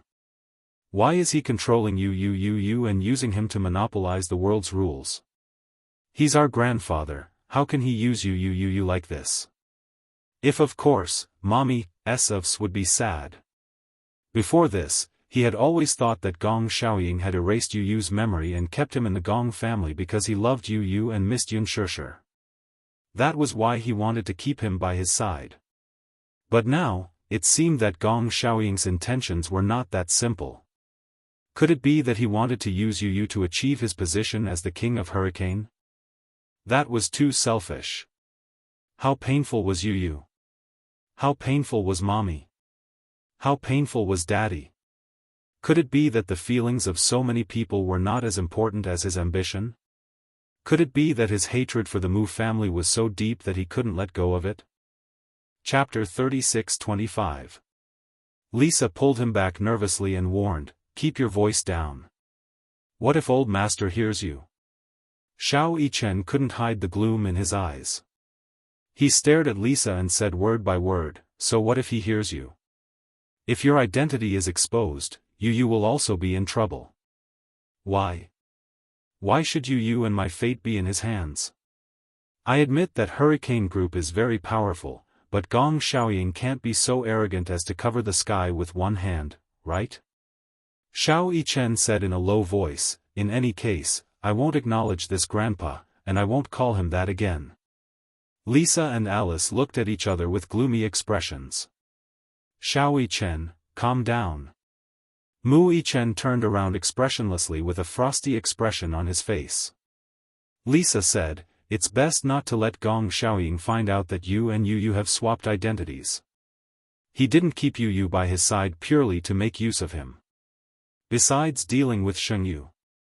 Before she could finish speaking, Xiao Yichen suddenly interrupted her. "What did you say?" Lisa knew that she had spilled the beans and immediately shut her mouth tightly. Xiao Yichen's eyes were bloodshot. He grabbed Lisa's collar and asked coldly, "Deal with Shengyu? Tell me, what other motives does Gong Xiaoying have? He used Yu to design the Heavenly Eye plan, and he actually wants to use Yu to deal with Shengyu?" Alice immediately stopped Xiao Yichen and pulled the two of them apart. "Both of you, calm down." "How can I calm down?" Xiao Yichen said sternly, "My biological grandfather is using my brother to deal with my father. How can I calm down?" Alice took a deep breath and sighed. Because he always thought that it was the Mu family who took everything away from him. Therefore, he did everything he could to destroy the Mu family and Shengyu. If Yu were still in Hurricane Group, the next step of the plan would have been to focus fire on Shengyu. Mu Yichen cried out, "Is he crazy? What benefits does he get from doing this? If Mommy finds out, she won't forgive him at all. When the time comes, if Shengyu declares bankruptcy and the Mu family. Even if the Mu and Shengyu's mommies, I will still be by Daddy's side." He paused for a moment before continuing. "Even if the Mu family has nothing left, be it Mommy, me, or Yu, we won't leave the Mu family. We won't go anywhere." Bang! The Shengyu's the loud noise startled the three people in the room. Lisa and Alice were stunned. They turned their heads and saw a tall figure outside the open door. It was incomparably clear in their eyes. Xiao Yichen turned around expressionlessly and saw Gong Xiaoying slowly striding in. Behind him, a row of tall guards followed closely behind him like stars surrounding the moon. Gong Xiaoying walked in and glanced at Xiao Yichen with his eagle eyes. He said coldly, "What a good, not going anywhere. It looks like your family of 4 is really loving." "You're wrong. It's not a family of 4, it's a family of 5. Gong Xiaoying was surprised when he heard this. "What?" Chapter 36:26. Gong Xiaoying's pupils constricted, but he soon broke into a smile. He calmed down and sized up Xiao Yichen. His words were sharp. "You are Mu Yichen?" Mu Yichen did not reply to him. He only glared at him coldly, clearly regarding him as an enemy. His eyes were full of hostility. Gong Xiaoying's eyes narrowed slightly. "Why is he here? Where's Gong Fan? Didn't I ask you to guard him?" Right from the start, he was acutely aware of the differences between Xiao Yichen and Yu. Even though Xiao Yichen was deliberately imitating Yu, be it his expression, tone, or style of doing things, it was hard not to leave traces behind. Xiao Yichen was Xiao Yichen. Yu was Yu. Both of them were unique, and no one could imitate them.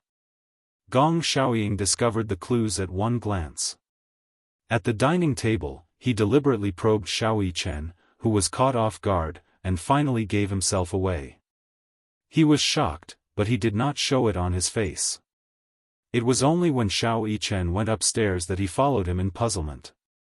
Separated by a door, he could vaguely guess the whole story. The two children had been swapped. Yu Yu was no longer on this island, and the person in front of him was not Yu Yu but Mu Yichen. Gong Xiaoying did not expect things to turn out this way. He was extremely shocked. Xiao Yichen said expressionlessly, Yu Yu has a name. He's called Yun Tianyu, not Gong Fan. Yu Yu doesn't care about the lousy name you gave him. The real Yu Yu will only recognize the name Mommy gave him. Lisa saw the drastic change in his expression and immediately stood in front of Xiao Yichen protectively. She said nervously, Master, I'm sorry. Did they switch? Gong Xiaoying raised his hand and ruthlessly slapped him across the face. Lisa was slapped in the face. Her body shook violently, but she did not fall down. She clenched her fists, raised her head, and said through gritted teeth, Master, I'm sorry. But.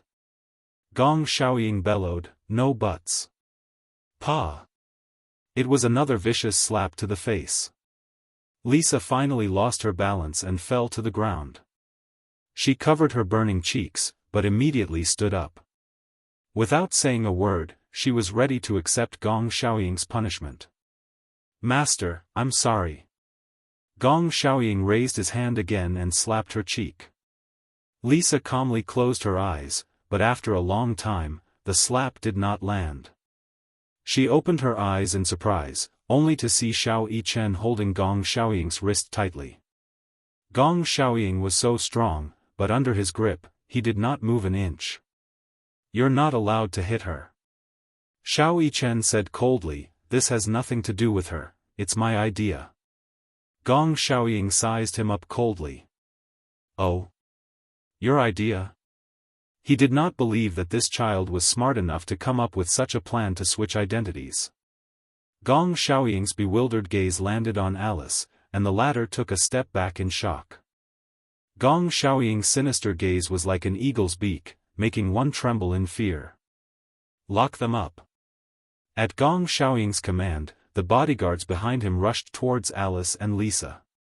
One of the men had just grabbed Alice's arm when Xiao Yichen leaped up and delivered a flying kick to the man's elbow. Chapter 36-27. The back of his head hit the ground. The strong impact was like a magnitude 10 earthquake.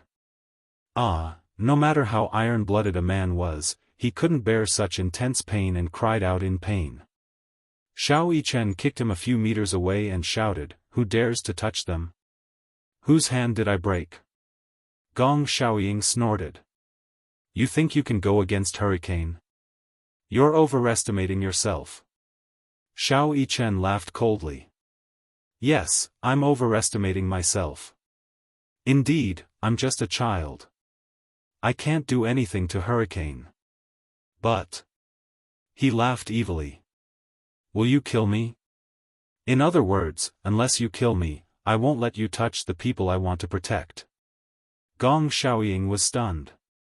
He didn't expect a child to ask such a question and have such willpower. His words were a threat, a provocation, contempt, and disdain. Indeed, no matter what, he wouldn't lay his hands on his own grandson. Even if Xiao Yichen looked down on him and disdained him, the two of them were connected by blood. However, Gong Xiaoying wouldn't allow anyone to challenge his authority. Take them down and lock them up. Just as Gong Xiaoying finished speaking, more than 10 mercenaries behind him rushed forward and surrounded Alice and Lisa. He didn't believe that Xiao Yichen could defeat so many of his men. Xiao Yichen looked coldly at Gong Xiaoying and stood in front of Lisa to protect her. Lisa immediately pushed him away forcefully. Don't worry about me. I didn't fulfill my responsibility. This is the punishment I deserve. I'll take responsibility for my own actions. I was the one who swapped you. Even if I was wrong, it's my fault. It has nothing to do with you. You. Lisa stared at him in disbelief. She lowered her voice and questioned him. Xiao Yichen, what are you thinking? Do you really want to make him your enemy? Xiao Yichen said expressionlessly, from the moment he used Yu, he was already my enemy.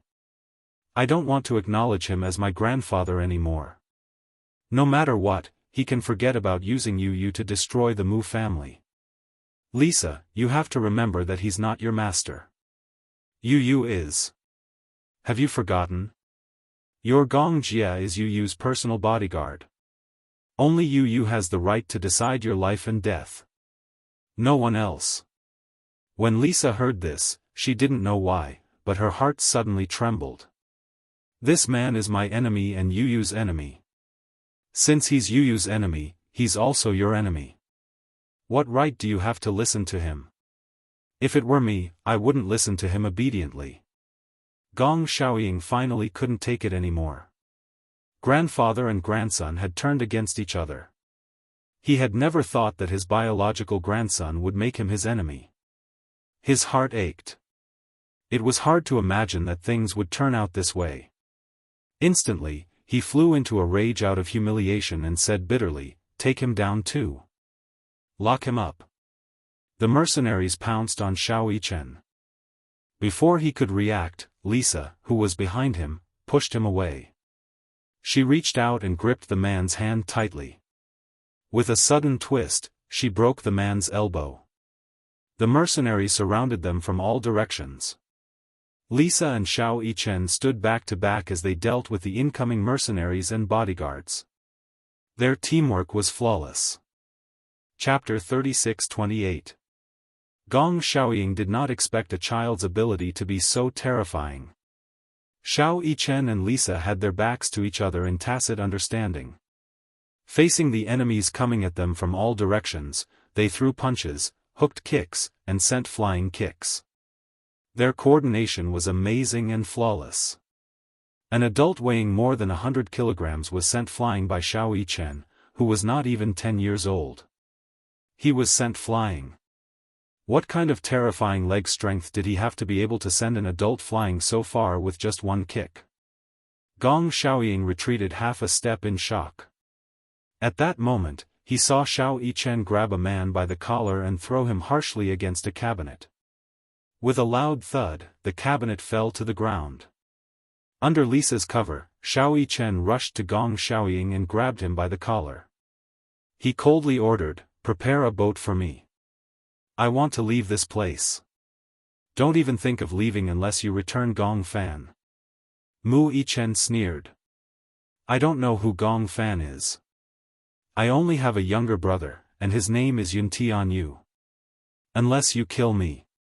Gong Xiaoying arrogantly raised his chin and enunciated each word clearly. "Otherwise, don't even think of leaving this place." Mu Yichen narrowed his eyes. At this moment, countless armed mercenaries rushed over from behind. There were hundreds of bodyguards stationed on the castle. When they saw this scene, they thought that it was Mu Yichen who had kidnapped Gong Xiaoying. They were so shocked that they immediately raised their guns and aimed at Mu Yichen. Lisa saw this and rushed over to protect Mu Yichen. "Don't shoot. This is Master's grandson. Don't shoot." The mercenaries did not put away their guns, though. They only listened to Gong Xiaoying's orders. Therefore, they did not listen to anyone else's words. Gong Xiaoying was very calm and coldly ordered, "Put away your guns." Only then did the mercenaries put away their guns. Gong Xiaoying lowered his head and exchanged glances with Mu Yichen. He warned, "Give up. I can't leave here." "Then let me give you a kind warning. It's impossible for you to use Yu to go against Jianghu Financial Group and my daddy. Our family of 5 will never be separated. I can brainwash him, but I can also erase your memory. I'm warning you, if you dare to leave this place, I will erase your memory, just like Gong Fan." "I told you, he's not Gong Fan." Mu Yichen was so angry that he laughed. "If you're such a person who likes to force your will on others, who likes to manipulate the fate of others, then you don't deserve to be my grandfather, and you don't deserve to be my grandfather. You don't deserve my mommy to acknowledge you as her father." Pa! Mu Yichen glared at her. Lisa, who was watching from the side, was stunned.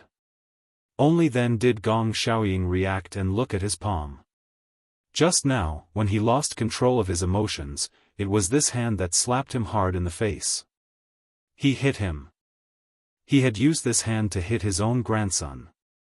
However, for some reason, when he heard Mu Yichen's hysterical words, he completely lost control.